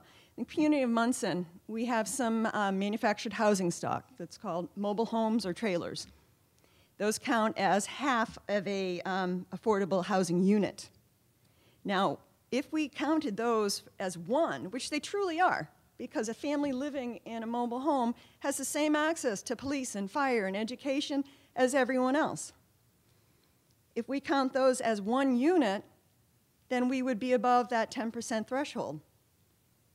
When there's this pejorative half count, we're below the threshold. So that, again, disempowers a surrounding community that already is disempowered by not having the ability to vote. Smart growth development, let's revisit that. Let's make sure that's embedded in the RFP, in the application, and in the proposals. Transportation. Public transportation does not exist in many communities in the Commonwealth. I live in one of them. 45 square miles, and very few of it has sidewalks. Marketing. Proposed expanded gaming facilities and their partners, affiliates, or subsidiaries will be prohibiting from marketing to youth. That was something that came, a suggestion, a recommendation from our group. Ownership. Did legislation consider restrictions on non-U.S. majority ownership of any proposed expanding gambling, gaming, development, or facilities? The courts, how will the courts be impacted? Palmer District Court serves an enormous part of Metro Springfield, overburdened, underfunded. And representatives from Springfield who are here today, I'm sure know the same about the city courts, and it's shared throughout the Commonwealth. We go on to talk about ethics, regional voting, MOUs, legal costs for advice for that. Where's that coming from? Do we have to cut services more in these communities to put these proposals together to protect our communities? Casino expansion.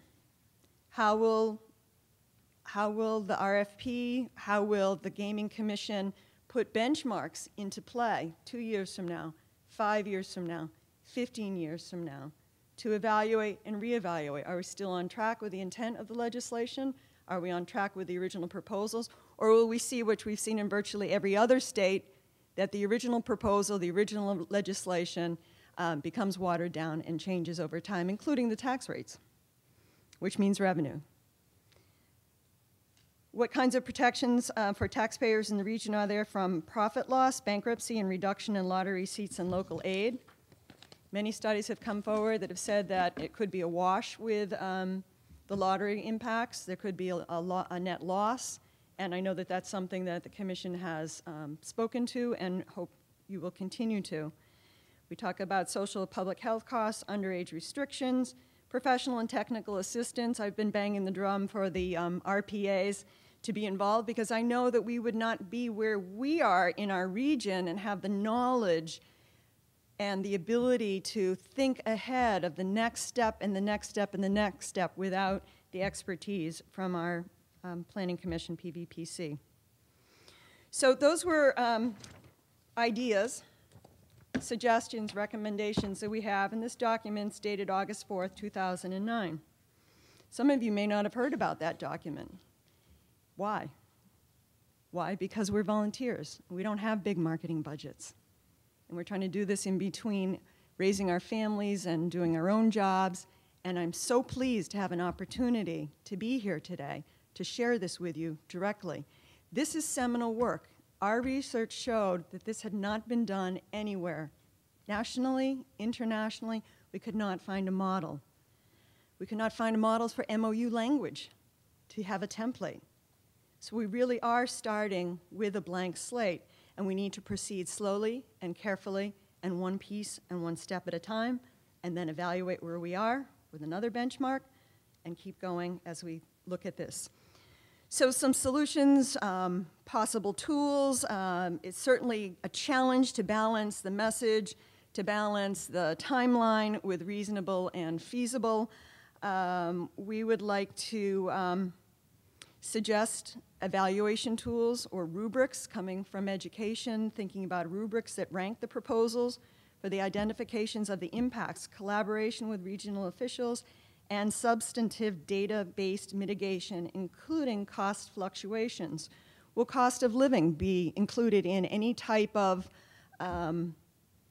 fee that the developer provides or any type of payment that developers provide to both the host and or region through an MOU?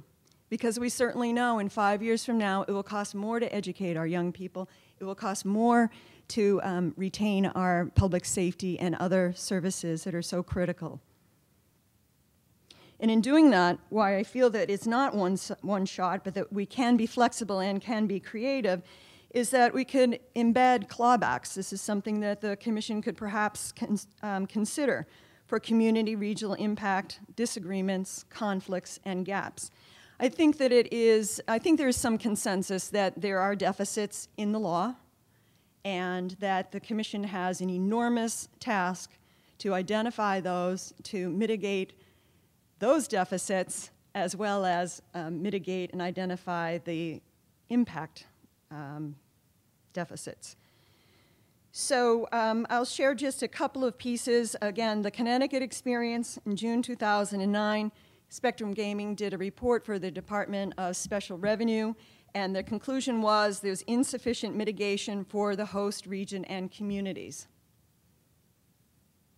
That's scary to me.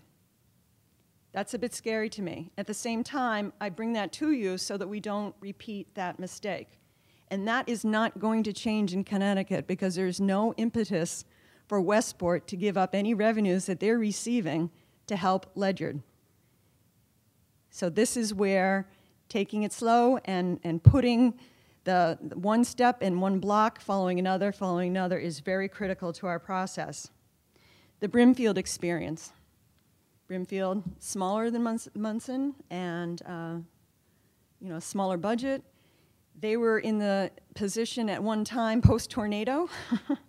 Imagine this, being an unpaid selectman in Brimfield. My goodness. Tornado, possibly a host community with MGM having a proposal, possibly being a direct abutting community with Mohegan Sun having a proposal next door, and still trying to do your 45-hour-a-week job, raise your family, put out the trash, et cetera, feed the pets. Taking that into consideration, they received notification from the potential host proposal that they would offer a fee or some type of an escrow for them to start the process of negotiating and assessing and providing what I call this baseline study. When they asked the potential abutting developer for financial assistance for that, they were told that would not be forthcoming.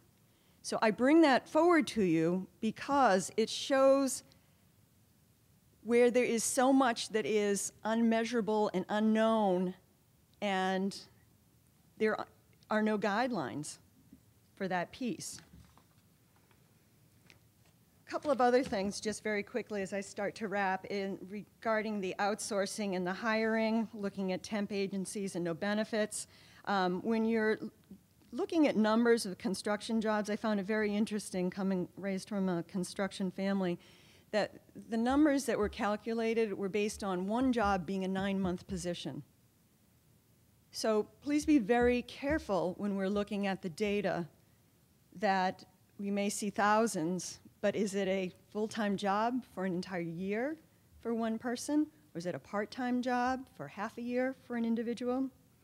I mentioned the issues of the impacts on mass health, Commonwealth care, emergency preparedness, public health, and public safety. And I would also suggest that you might be able to consider, commissioners, of starting up that advisory committee. I suggested this to Commissioner Stebbins when he was kind enough to meet with me so we could speak a little bit about today's presentation, and have some tiered tasks for that advisory committee. That maybe they come up on board and their task is this next 365 days, establishing maybe their expertise is tools for evaluation, tools for benchmarks, tools for other types of assessment.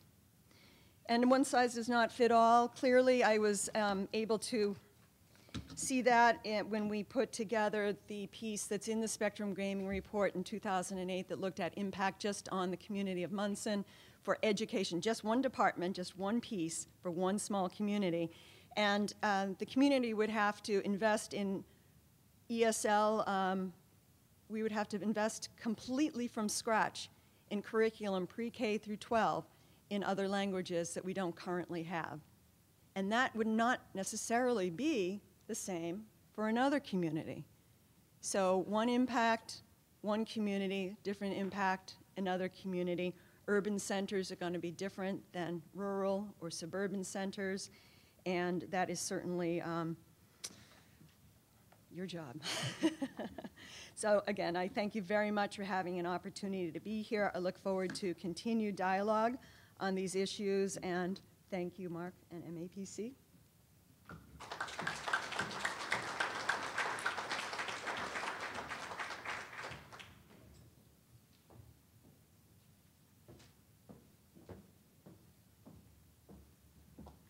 I want to thank the Commission and MAPC for hosting this event. I'm here today to talk about the practical mitigation experience of one small town in Massachusetts. Dedham, Mass. had 2 large-scale developments within the past 2 years. Legacy Place, which Mark's child frequents often, which is wonderful for us, is a 675,000 square foot retail lifestyle center. The other development, which is probably lesser known, but it was actually twice the construction cost in terms of the development, is Newbridge on the Charles, which is a 162-acre senior continued living campus involving $1 million cottages to condos to assisted living to a fully licensed hospital, and also an intergenerational component with a school as part of that campus. So these are 2 quite large-scale developments within Dedham, which is just a 24,000 population small town outside of Boston. We looked at a lot of the things that have been mentioned today, and I think it's important. We had a fiscal impact analysis on town services for the projects. We looked at obviously police and fire. Traffic is a huge, huge red button issue for everyone. People are concerned about traffic, the infrastructure, the sewer, the water usage, the utilities.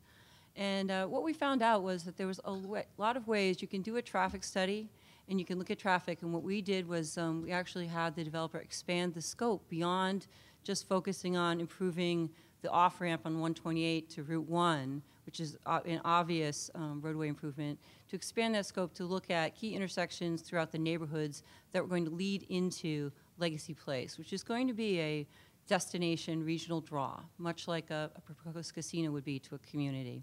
That was important for us to have it be not just the major roadways, but also the small roadways throughout town.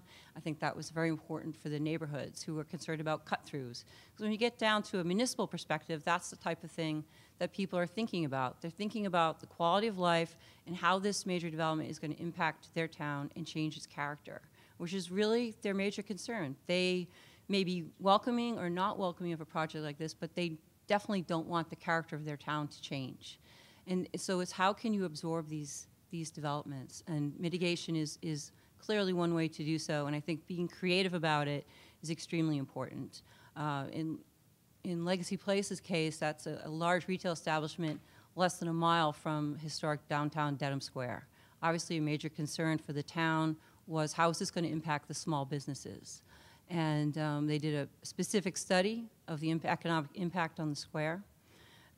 Some of the things that came out of that were cross-promotional things for the local businesses. So there's a showcase cinema in Legacy Place, and National Amusements is one of the partners with the developers.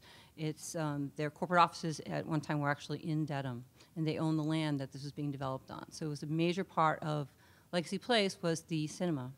The anchor of Dedham Square is the small community theater with 2 screens.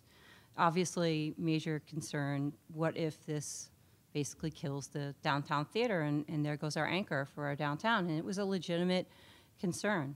So one of the ways that they mitigated that was to produce a trailer promoting Dedham Square that is shown before every film at Legacy Place at Showcase Cinemas for a period of 5 years. They also put a kiosk in Legacy Place advertising Dedham Square. They have billboards as you walk in promoting it. So there's a lot of ways to think about if you have a large-scale development, how it might also have some cross-promotional opportunities for your small business base that can be part of mitigation that maybe isn't the traditional kind of thing that you think about when you're thinking about roadway improvements. In terms of the roadway improvements, though, one of the important things that came out of our process was it's not so much what people have said one and done. Well, it's one and done where you need to have that infrastructure in place. And you have to have it there for when you start drawing this much larger clientele to your community. But then you also want to see how that's going to go. For us, it was like after one holiday season when you're going to have a peak traffic level. So after the major infrastructure projects were done for the roadway improvements, what was written into our mitigation was that 9 months from then, including a holiday season, they're going to go out and resurvey the traffic impacts. And if things were working as predicted and as the improvements worked, then that would be fine. But if it was found that they were not working as efficiently as proposed, there was another whole phase 2 of roadway mitigation that would then have been triggered. So having that sort of things where you can, okay, we need to do these infrastructure now for our project, but then we know that this is a continuing development that's going to draw more and more people potentially. Are these improvements going to continue to function? And really what also comes out of that for municipalities, you realize that it's in the best interest of the developer and the townspeople to have traffic and roadway improvements work. They want people to be able to come to their destination. And to be able to go back and look at that and have that trigger if it doesn't work was a very important kind of going forward for us. Water, 141,000 gallons a day was the estimated usage for Legacy Place. One of the things that was written into the decision for that was have one LEED certified building, have underground cisterns, agreed not to use Dedham water for any irrigation, use only gray water. The other project I mentioned, Newbridge on the Charles, they're heated with the largest geothermal well and heating in the Northeast. So what you have is 2 projects who are exceedingly green. And this is something that the developer wanted to do for sustainable development, but but it also has a mitigating effect going forward in terms of the resources from your community that are going to be used by these developments.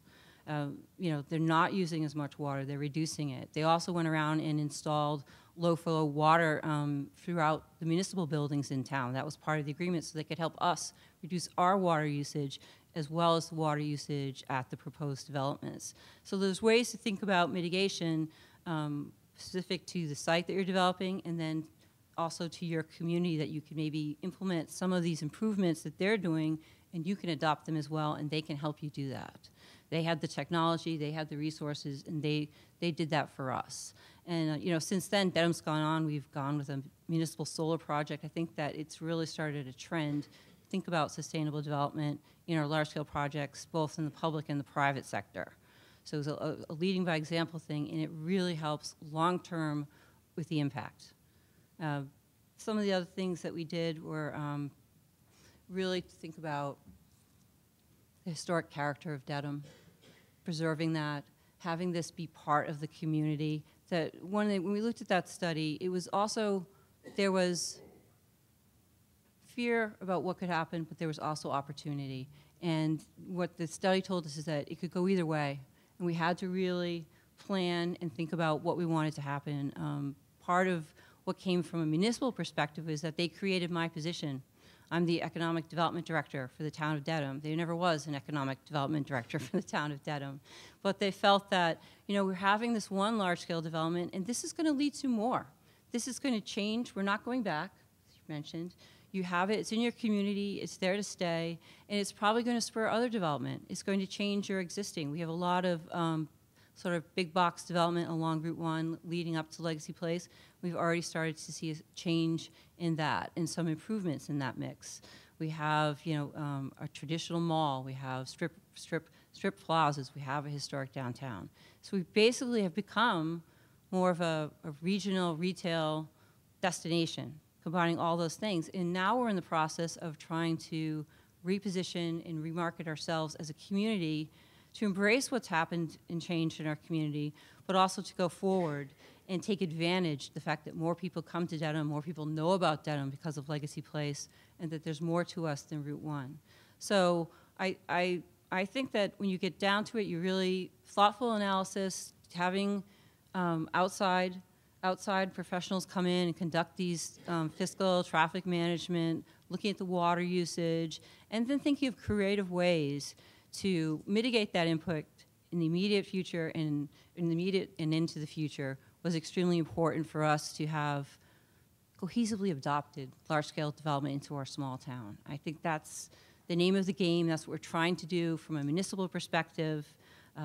Legacy Place obviously generates a lot of revenue for Dedham, but it does more than that for us, and you have to find ways by working cooperatively with them to make it work into the future. And that's mitigation. Part of all the mitigation that was done at the time of the project also created a mitigation fund, which has continued now. We've had 3 successive years of mitigation funding, because you can't even identify everything that you might want to mitigate at the time of the project. 3 years later, each department head can apply for this mitigation funding for something that's related. But in my case, economic development, I don't have a huge budget for my department. I've been able to appear before the committee, submit an application, apply for programming to do other gateways into Dedham, to work with MAPC on doing charrettes and planning about other areas that we'd like to see revitalized that perhaps have not benefited by the large-scale development, and to have a cohesive economic development picture of Dedham. And some of the mitigation funding is going towards that, which you couldn't really have foreseen at the time of the development. So it's been great to sort of set up a separate fund that goes on, and you can continue to use it to revitalize your town or address your specific needs. I think that each town in Massachusetts has special attributes and special concerns that they're going to want to preserve and perhaps have mitigate work towards. I think that's an extremely important component to a successful project, both on the municipal level and with your developer. You want to have that relationship with them going forward as well. Legacy Place Whole Foods has a day where they'll give charity results back to, back to Dedham Square Circle, which is the organization that funds the downtown. They fund a farmers market that takes place in your downtown. So it's the start of a continuum of not just a mitigation package, but a relationship going forward. Having the mitigation fund was important to keep that going forward financially, but also it gives you the chance to develop those sort of relationships and continue to do cross-promotional opportunities with this large-scale development that's in your community. So.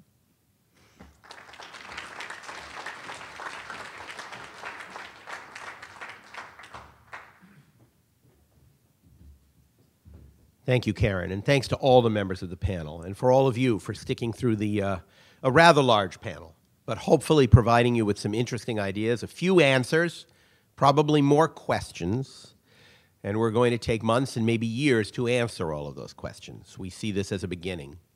I'm going to make one brief statement and then talk a little bit about how we're moving forward for the rest of the event and turn this over to members of the commission who may have questions. One of the things that kept coming up in my mind as I listened to the presentations was the technical capacity of individual communities, whether they be host communities or immediately abutting or other abutting communities with significant impacts, to negotiate a deal under this system. It's an enormously challenging thing to do. And I was thinking that at MAPC, one of the things that we do is we procure, through the 30B procurement process, energy services companies, ESCOs, to provide energy management services to our cities and towns. We qualify them, we write the specifications, we do the procurement, we choose the person, the company, and that company is only to do clearly good things for the communities that they choose to use their services. And yet, in those cases, after we select that company, we also select and fund what we call an owner's agent to conduct the negotiations between the individual municipality and the company we've just chosen. That's how important it is to get that negotiation right. And that is for a relatively modest, sort of absolutely good product that's being provided to the community. How difficult it will be by comparison for host or abutting communities, in this case, in very often small communities with limited planning staff. They don't all have a Karen O'Connell to assist them. And even if they have very good planning staff, maybe planning staff that has never been actively working on a negotiation of this kind, to be able to actually negotiate a deal with, frankly, some of the most talented, most adept negotiators that there are in the American corporate system, who have a full range of attorneys and consultants to help them. It's just not always an even match. And I think one of the things that we all are going to have to think about very carefully, and the Commission's going to have to think about, is how to level that playing field, which will have the added benefit, frankly, of speeding up the process. Because very often cities and towns are accused of slowing the process down, and sometimes the reason for that is speed is the only thing they have left to negotiate with. If it's a really difficult issue, or if it's hard to figure out how to move forward, or if you have competing interests in the town, well, while you try and figure it out, you slow it down. So if we want it to go a little faster, but also to have good long-term benefits for the communities, we're going to have to figure out how to level that playing field in the negotiation process a little bit and provide some communities with some assistance. So the members of the commission are going to have an opportunity now to ask some questions of the panelists. If you have questions that you want to put on the cards, please complete the cards and pass them to the end of your aisles so that we can pick them up. Commissioner Crosby has indicated to me that there will probably be some time for some of those questions. The commission is going to go over somewhat.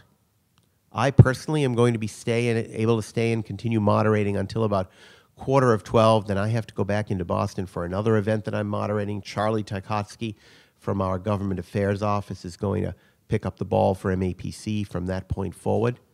But let's see if we can have some good discussion now with the panelists who have graced us with their presence and their knowledge here today. Thank you.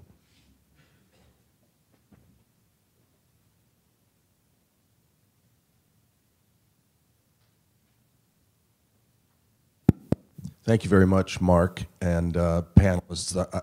I've got 4 pages of notes. You know, I think we all had a sense prior to this about how interesting and complicated and important and unexplored all of these issues are, or at least unaddressed all these issues are.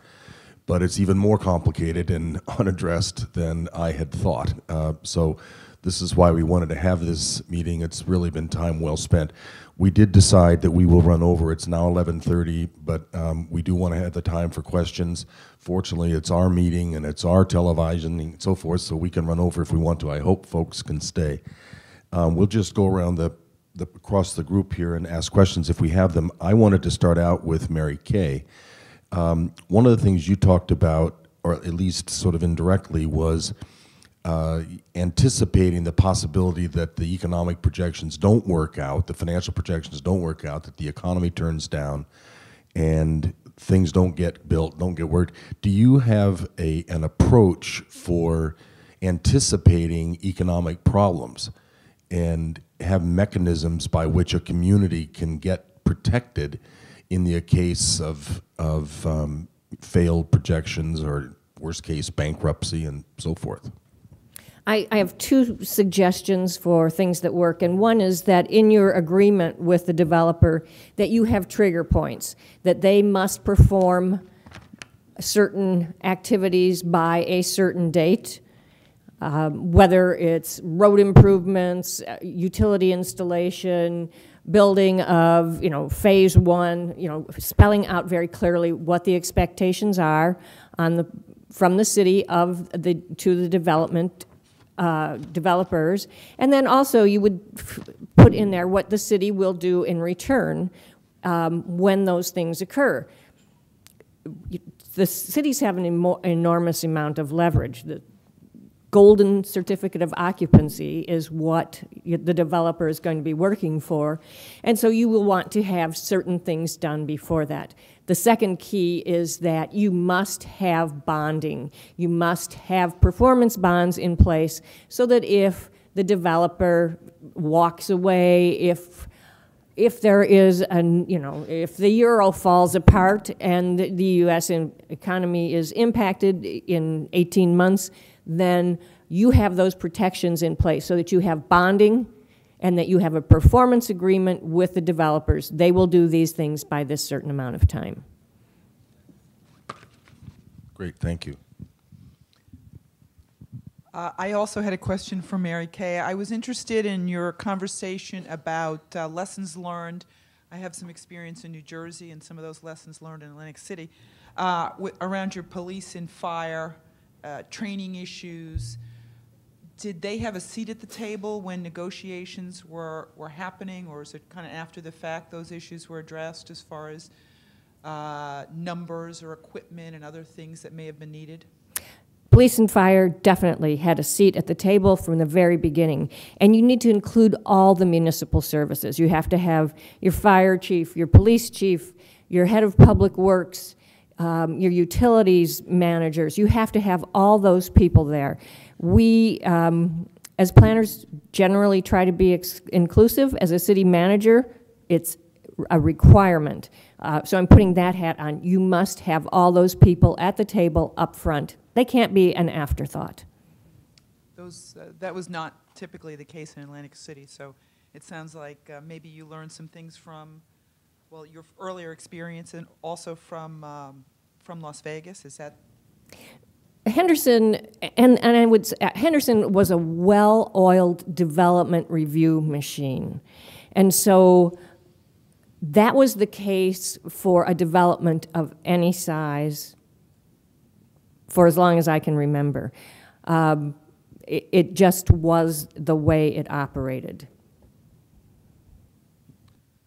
I have a question, and I would invite everybody's feedback. Kind of stage 2, expansion protections. What can communities do, or what recommendations would you have to, okay, yes, we agree on what the original proposal looks like, things go great, we're ready to add on. What protections can a community build in to make sure that I don't want to say the same mitigation process begins to evolve, but design standard, they still have a role in looking at designs of future expansions. What would be some recommendations you would all have for a community or even for the commission to consider for the next step after the initial proposal or project's completed?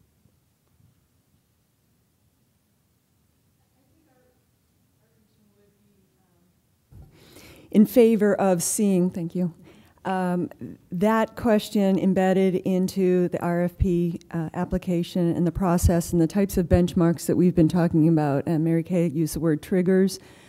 Maybe it's synonymous with some of the language that others have been using, so that that's identified, and particularly in providing that type of technical advice to some of these communities that may not think about that, because quite frankly they're overwhelmed with what they're doing day to day, let alone an extraordinary project that has come to their doorstep.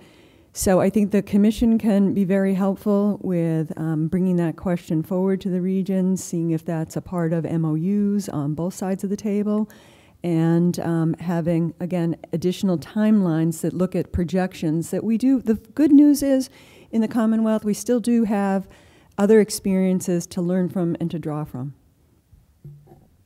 I would add that to some extent that depends on whether how the projections of the initial phase were fulfilled. If a developer suggested that there would be so many trips per day coming to the site, and then they were going to a phase 2 or an expansion, to some extent the additional mitigation and process would depend on where they are in relation to their first. If they built for a certain size and that was not realized, they had impact, they may have essentially built excess capacity that they could use up to. So the degree to which they would have to go through the process, I would think, would depend to a large extent on how much the initial projections were realized. And if I can just build on that a little bit, sometimes in the initial agreement, some communities will say there are minor changes and major changes. And if you're going to do a major change, that's going to trigger this kind of a review. If you're going to do a minor change, it can maybe be done at the staff level without going through the big entire review. But that can often be spelled out in that initial agreement between the community and the developer. Minor change, major change. Second question, Stephen, you're probably the best one to answer this, but I'd invite, again, anybody's feedback. You've been, as a planning agency, you've been doing long-term transportation assessments. I think we all, just driving around our own communities, know where big backups are, exits that are tough to get off of, even in advance of a large casino project coming in.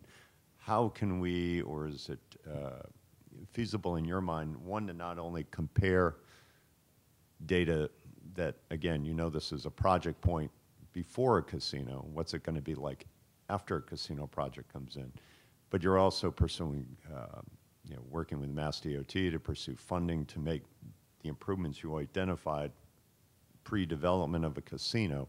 How can we begin to kind of blend the work that a regional planning agency might be doing with Mass DOT, and then with the casino project kind of overlaying all of that? Well, as I mentioned, all the regional planning agencies have in place regional transportation plans, and they do identify choke points and problem areas based on future projections and where improvements might be needed. But I dare say none of them probably anticipate a 50,000 vehicle per day facility and potential transit connections. So they're probably inadequate from the standpoint of being able to, drop a casino in and not have any impact. They certainly need to be reevaluated. But I would suggest that it's a starting point, and there's a very good case study in our region where there is one of the proposals is at an interchange which is already subject to a great deal of discussion and need for upgrade today. The timing is probably good, because if this proposal in fact does go ahead, the plans that are now being discussed for upgrade will probably have to be looked at from scratch and redone because it's a significant change.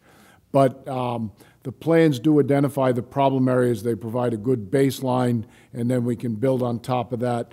We also have the models in place that enable us to make those recommendations in the first place, so they would be enhanced by adding new projections, new information to see how that would affect the plans going forward. Commissioner, I would like to offer 2 points in answer to that question as well. The first is that in all likelihood, MassDOT does not actually have any money for this work. MassDOT and transportation finance in Massachusetts generally is extraordinarily underfunded.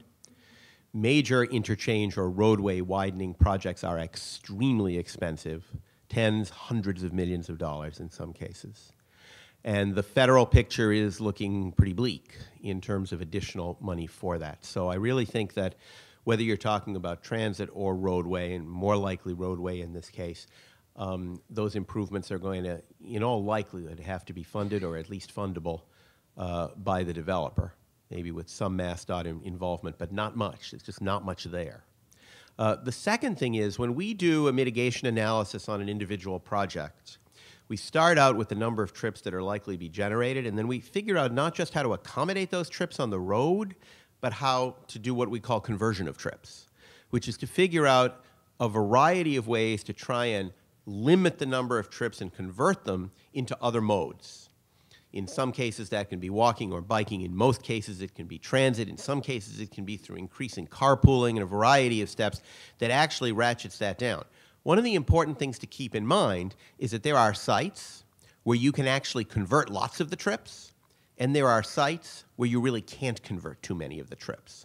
So it's not just a matter of the conversion principle, it's a matter of the choice of site affects your ability to convert those trips away from roadway to other uses.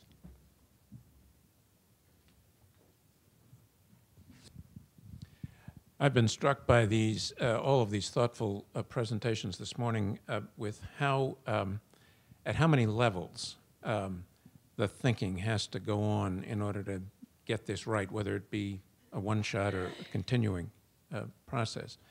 Beginning with the thought that the city and town really has to have a vision of where it wants to wind up before it can usefully begin the less global planning process that's going to be required. There has to be thinking at the town level, there has to be thinking at the regional level, there has to be thinking at the state level. And this is addressed to all members of the panel, what are the 1 or 2 most helpful things that the Commission could do now to help the planning process at these various levels begin to happen, so that by the time the requests for applications come in, people aren't beginning to think about what do we do now?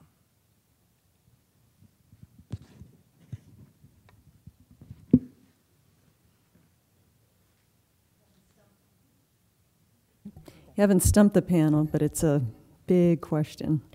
I guess I would suggest that you've already begun some of that by making the decision to have a 2-tier financial review process, that's extremely helpful, so that communities don't find themselves in a situation where people are pedaling backwards. So that was very thoughtful and useful. I think that having written documents, checklists, evaluations that are going to be able to be used by both communities and developers, so that both community and developers understand really what the questions are that need to be answered and can then move forward with providing answers to those questions. And I have shared frequently that some of the communities just don't know the questions to ask, and why should they? Because it's not their professional expertise, it's not the Massachusetts experience, et cetera, et cetera. So a checklist of what should be in an MOU, a checklist of what should be considered on the host level, the surrounding level, the regional level, for all of the different categories that we've discussed, and it's very doable. And that's where I was suggesting perhaps that an advisory committee coming on board could take on that task. I'd want to second that thought. I know your legislation envisions the creation of committees. I don't know what the timing is for them to be established, but I would suggest sooner than later. In the absence of any rules before the commission was formed, the problem with previous casino proposals was the total lack of process and lack of communication, and it just was a breeding ground for just trouble, misinformation. And I think the most important thing is to have a structured group and dialogue taking place with participating communities to start to talk among themselves about what kinds of impacts such a facility would have. I can't stress enough the need to have this discussion open and publicly and not sort of rely on this ad hoc process to fill a vacuum of lack of information where I think it will make your life very difficult going down the road. I would, sorry, not to be repetitive, but I would echo this because I think the communities are sort of, we've all been talking about this issue for at least 3, if not longer, years, and so communities, I think, have a sense of kind of, in some ways, maybe even just amongst themselves, how they're feeling about this. I mean, the town of Warren, took it upon themselves to sort of figure out how to do this with their regional planning agencies, and there are resources there, not a lot of them, but there are resources that communities can start asking the questions and start having these questions internally on their own. Is it a full-blown master plan? Is it a facilitated visioning process that sort of narrows that conversation a little bit, but begins to start asking these questions amongst themselves or of themselves, I think, and having these committees, as was mentioned, sort of on board already, starts to focus that conversation, I think, at the community level, and I think that's something that incentivizes that conversation, if not financially, then at least from a process standpoint, that communities understand the importance of doing that and having that internal dialogue at the community level. Which committees are you referring to, Vera? The sort of the local the committees that are in the legislation, I think that those advisory committees. If there's a way to sort of start that conversation earlier, yeah. Okay. I have the pleasure of literally overlapping with Vera and some of the communities that we've been working with and some of the individuals. My experience at this point in time, and I'm very conscious that you have a timeline, and I'm concerned that going through master planning and visioning, that's something that usually takes communities a few years to put that documentation in place. I think what's needed now is the technical assistance to take that information and those ideas that have been discussed for 5 years, for 3 years, or perhaps the past year for some of the regions, putting it into a document, putting it into writing, and connecting that with a checklist. Okay, so this is what we see, this is what we're concerned about. What have we not included? That's really the big question. What have we not included? And how do we match those two up? I think many of the communities have a sense that it's a big, big, big thing for them to wrap their arms around. Palmer had a very astute citizens casino study committee. We did a local casino study committee in Munson. Many of these have organically happened. And the place where it's a little bit stuck and it needs some assistance is getting, and perhaps this is where RPAs again would be instrumental in putting that into a document that can then be articulated and translated into MOU. Just to follow up on that, maybe a format that already exists is the 43D process, which we've sort of talked about. I mean, it isn't just about expedited permitting from a municipal perspective. It was about helping a community identify what sites they would like to see be developed, have priority development, create that sort of internal checklist so that you're ready before it even gets to the development phase. This is our single point of contact. This is what you're going to do when you go through the process. And you have a separate, expedited permitting process that's part of what you create as part of being a 43D community, so that it's basically setting the table and being ready for future development. It's sort of a guiding document in that way. You can look at 43D, and maybe it could be something that's more geared towards casino development, but would have a similar checklist as you're saying, but it really helps the community think that through. And it's true, we do a master plan every 5 years, and that's a very intensive process. But the expedited permitting is more targeted, I think, and it's about what are the development steps that need to be taken for specific types of projects on specific locations. I think that's maybe more geared to what you're talking about. And if I could add just one thing in terms of advice for the commission, it is level the playing field. Level the playing field. I have heard that there are communities as small as 5,000 that may be a host site. And even if it's the community of Boston, you have I've been incredibly impressed by the expertise from your regional planning agencies. But here's the fact.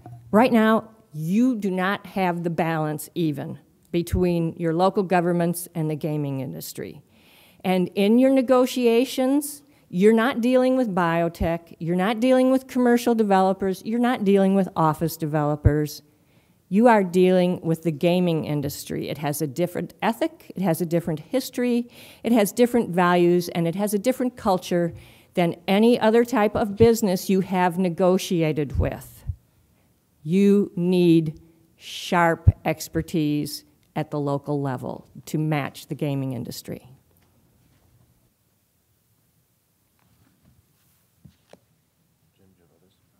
I have a question here from some of the questions that came in relative to the mitigation fund, particularly to Ms. O'Connell from Dedham, but also in general to the panel.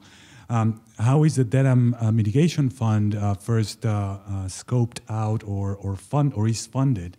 And another question that speaks to this relative to what provisions could be put in a mitigation fund like this for future problems, not necessarily existing infrastructure problems.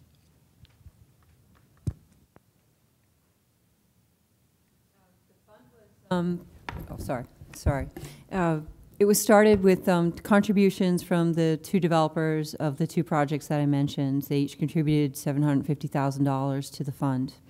The town then set up a separate fund for it and appointed members to a mitigation committee from someone from the planning board, someone from the board of selectmen, someone from the conservation commission, basically people who had been involved with the project approvals and who kind of represented a cross-section of the community.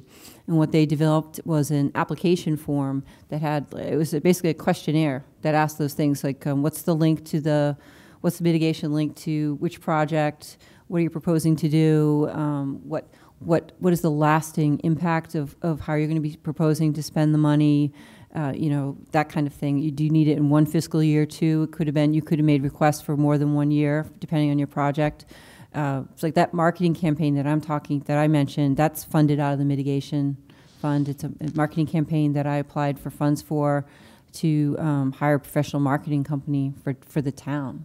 And then I applied in a second round to do further rolling of that out, which would actually go into advertising, whatever it's going to be. So yeah, what you could do is you could shape your own application with those sort of checklists of what you want to see how the money is spent, and then the applicant has to justify that and fit whatever they're proposing into those parameters.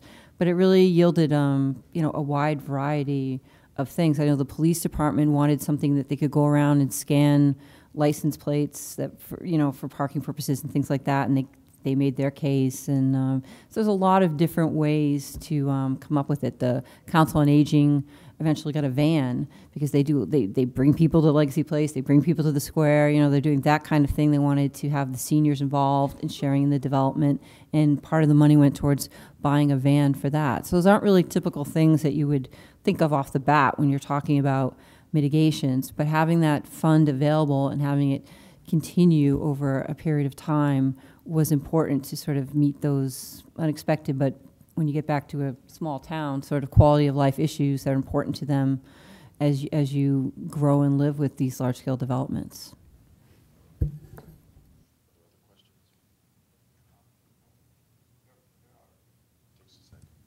Sorry. Yeah, there's this other question, or a couple of questions that go back to the question of leveling the playing field, and I know some good points have already been mentioned, the MOU checklist and the regional planning help, etc. But Do you have specific recommendations to this commission relative to steps that it could put in terms of leveling that playing field or helping in this notion of an overmatched negotiation that will happen at the local level? And any additional thoughts that anybody may have? Well, I'll give you a self-serving answer that the regional planning agencies are an excellent vehicle to both convene the host communities and the surrounding communities together to both start the dialogue that's necessary, but actually do some of the technical assistance and support that's needed. Because as has been mentioned, the range of size and capability of the communities varies enormously. And I like to think that regional planning agencies are a leveling force in that they can work well with the smaller communities, are representative of them. The larger communities are often a little bit more self-sufficient. So I'd say that's a good place to start. I think I'd like to add also that legal issues and funding for addressing legal issues, whether it be the development of an MOU and running that by town council, city council, solicitors, that is something that really chews up a lot of a small community's budget. And perhaps the commission can look to either through their advisory committee members for some expertise on that, to then provide guidance for communities, and so that all of the communities at least have the same framework that they're coming from to evaluate if they're on track. I'm fairly certain that the communities that we serve, central, the smaller communities, just don't have funding to be able to look at that piece. I just want to add a little bit to what Steve said. I think, obviously, I think the regional planning agencies, I think, are a natural fit to try and to pull all of this information together for technical assistance and assisting the communities. But I think, and it is in the legislation certainly, but I want to emphasize that the notion of making sure that the communities are able to bring on the folks that they need as they're evaluating these proposals. I certainly, the way Mary Kay explained it, I think you're right. The industry has what it needs, to bring these proposals forward, and I think making sure that the communities are as balanced, on their side of peer review and and making sure that they've got the folks that they need. We certainly, in our work in Warren, we talked a lot to the communities, the planners and so on in Ledyard and Montville, Connecticut, and sort of tried to understand that Connecticut experience. And a lot of the different impacts are vastly estimated in some of these folks, particularly from a traffic perspective. I know that was something that the town of Ledyard is still living with at this point. So I think making sure that the communities are, that they're coming to the table with the folks that they need, and that you can have that conversation on that even playing field that we keep talking about. But I think the regional planning agencies in combination or as a team, with the folks that the communities can bring on to make sure that they're seeing everything the way they need to, make sure that they're evaluating them correctly. Folks that have the local experience and understand the region, because I'm sure that, gaming folks are going to bring in who they need at that local level, just like any developer does. But I think it's important that the communities have the tools that they need to make sure that they can evaluate those proposals accurately. Any other questions, commissioners? I just have two quick ones, or one quick one. Just to clarify, Kathleen, you talked about a baseline cost-benefit analysis. Are you talking about something that would get baseline data today and then would do a long-term longitudinal study of what happens over a period of time? Is that that's what precisely? Yeah. Okay. Which is, I think, envisioned in the legislation, or at least could be envisioned, and something we're thinking about a lot. But I think again that baseline, not just for the host community, but for the region, certainly there are proposals that have been floated where surrounding or abutting communities would be impacted more than certain portions of host communities. So the benchmark, a snapshot, whatever language you want to use, baseline to start with that, because then we can have data-driven information that is agreed upon. If we're not starting there, it's just trouble, trouble, trouble, no matter where we go. Right. Good, thank you. And Steve, but all of you alluded to the section of the legislation that after it lays out all the criteria that the legislature and the governor want us to use to make our selections, that it invites the commission to look at other public policy objectives. And you talked about the South Coast Rail, for example, as an idea. And something we've talked about a lot, and is one of the kind of interesting and challenging parts of this job, is to think about, are there ways to leverage this investment by these folks and leverage their wish to come here and make some real money against other public policy objectives. And related infrastructure, or slightly related infrastructure, is the most obvious one, but I wonder if any of you has thought of other leveraging ways. Are there other ways to tie their capital investment or their operating expenses, their operating systems, into other public policy goods? There's infrastructure, there's tourism, those two are both kind of obvious. Are there other relationships that we might focus on, that we might encourage from Nevada or elsewhere? Steve, go ahead. I haven't given that a lot of thought. My only thought is that when they're asked to submit an application to you, that should be a question that they're asked to address. What other public policy priorities of the state can they address and help advance? But offhand, I'm not, none spring to mind.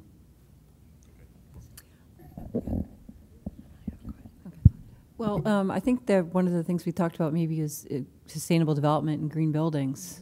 And that's definitely a Commonwealth, you have the Commonwealth capital, that's definitely a priority of the administration. And we found that actually helped blunt the development mitigation by having these, energy efficient green buildings. And that way, that gets into your actual construction and development, but has a long-term benefit, and it is a goal, of the public policy goal. We acquired one LEED certified building in Legacy Place, and it's become their own marketing thing. They market the fact that they're a sustainable development. So it was good for them, good for business. Right, something like requiring to purchase alternative energies would create a market, help create a market for alternative energy. That's a great thought.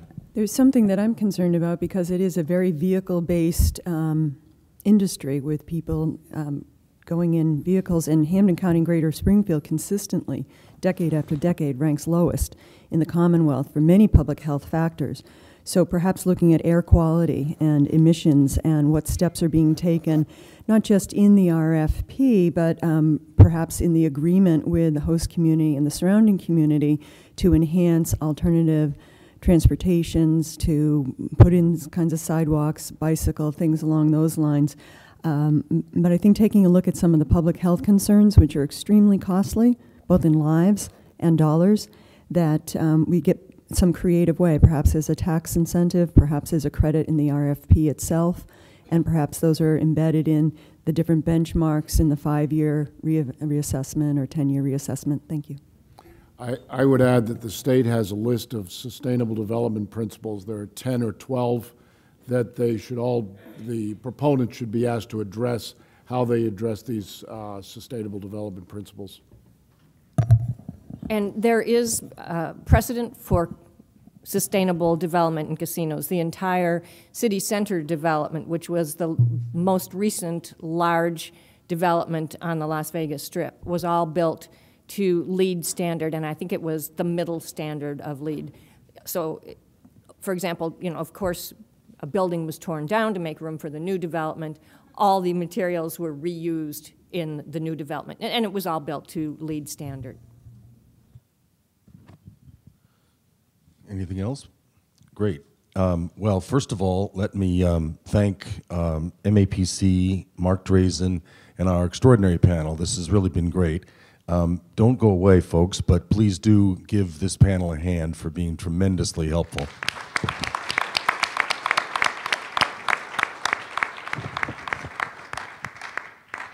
Let me just quick give you the lay of the land for the next few minutes. There have been a lot of other questions that have come in, some over the web, some by hand. Not all of them related particularly to this panel, and we did want to put some time limit on this. But we do have the questions in hand for you online and elsewhere. We will get to them. We will get back to you, everybody who submitted questions. We are going to take a 15-minute break and do a little bit of reorganizing here, and then the commission will come back and have an open meeting where we will talk for however long it takes, and we don't know whether it'll be 1 minute or 60 minutes. But where we'll have a chance to interchange amongst ourselves about this and possibly even ask you all questions. You're invited. I know I have one big question that I want to talk about with the Commission, and I would actually value some of your inputs to that as well. So you're invited to stick around. We'll reconvene in just 10 or 15 minutes. Thank you all very much for coming. It's been a very, very useful morning so far.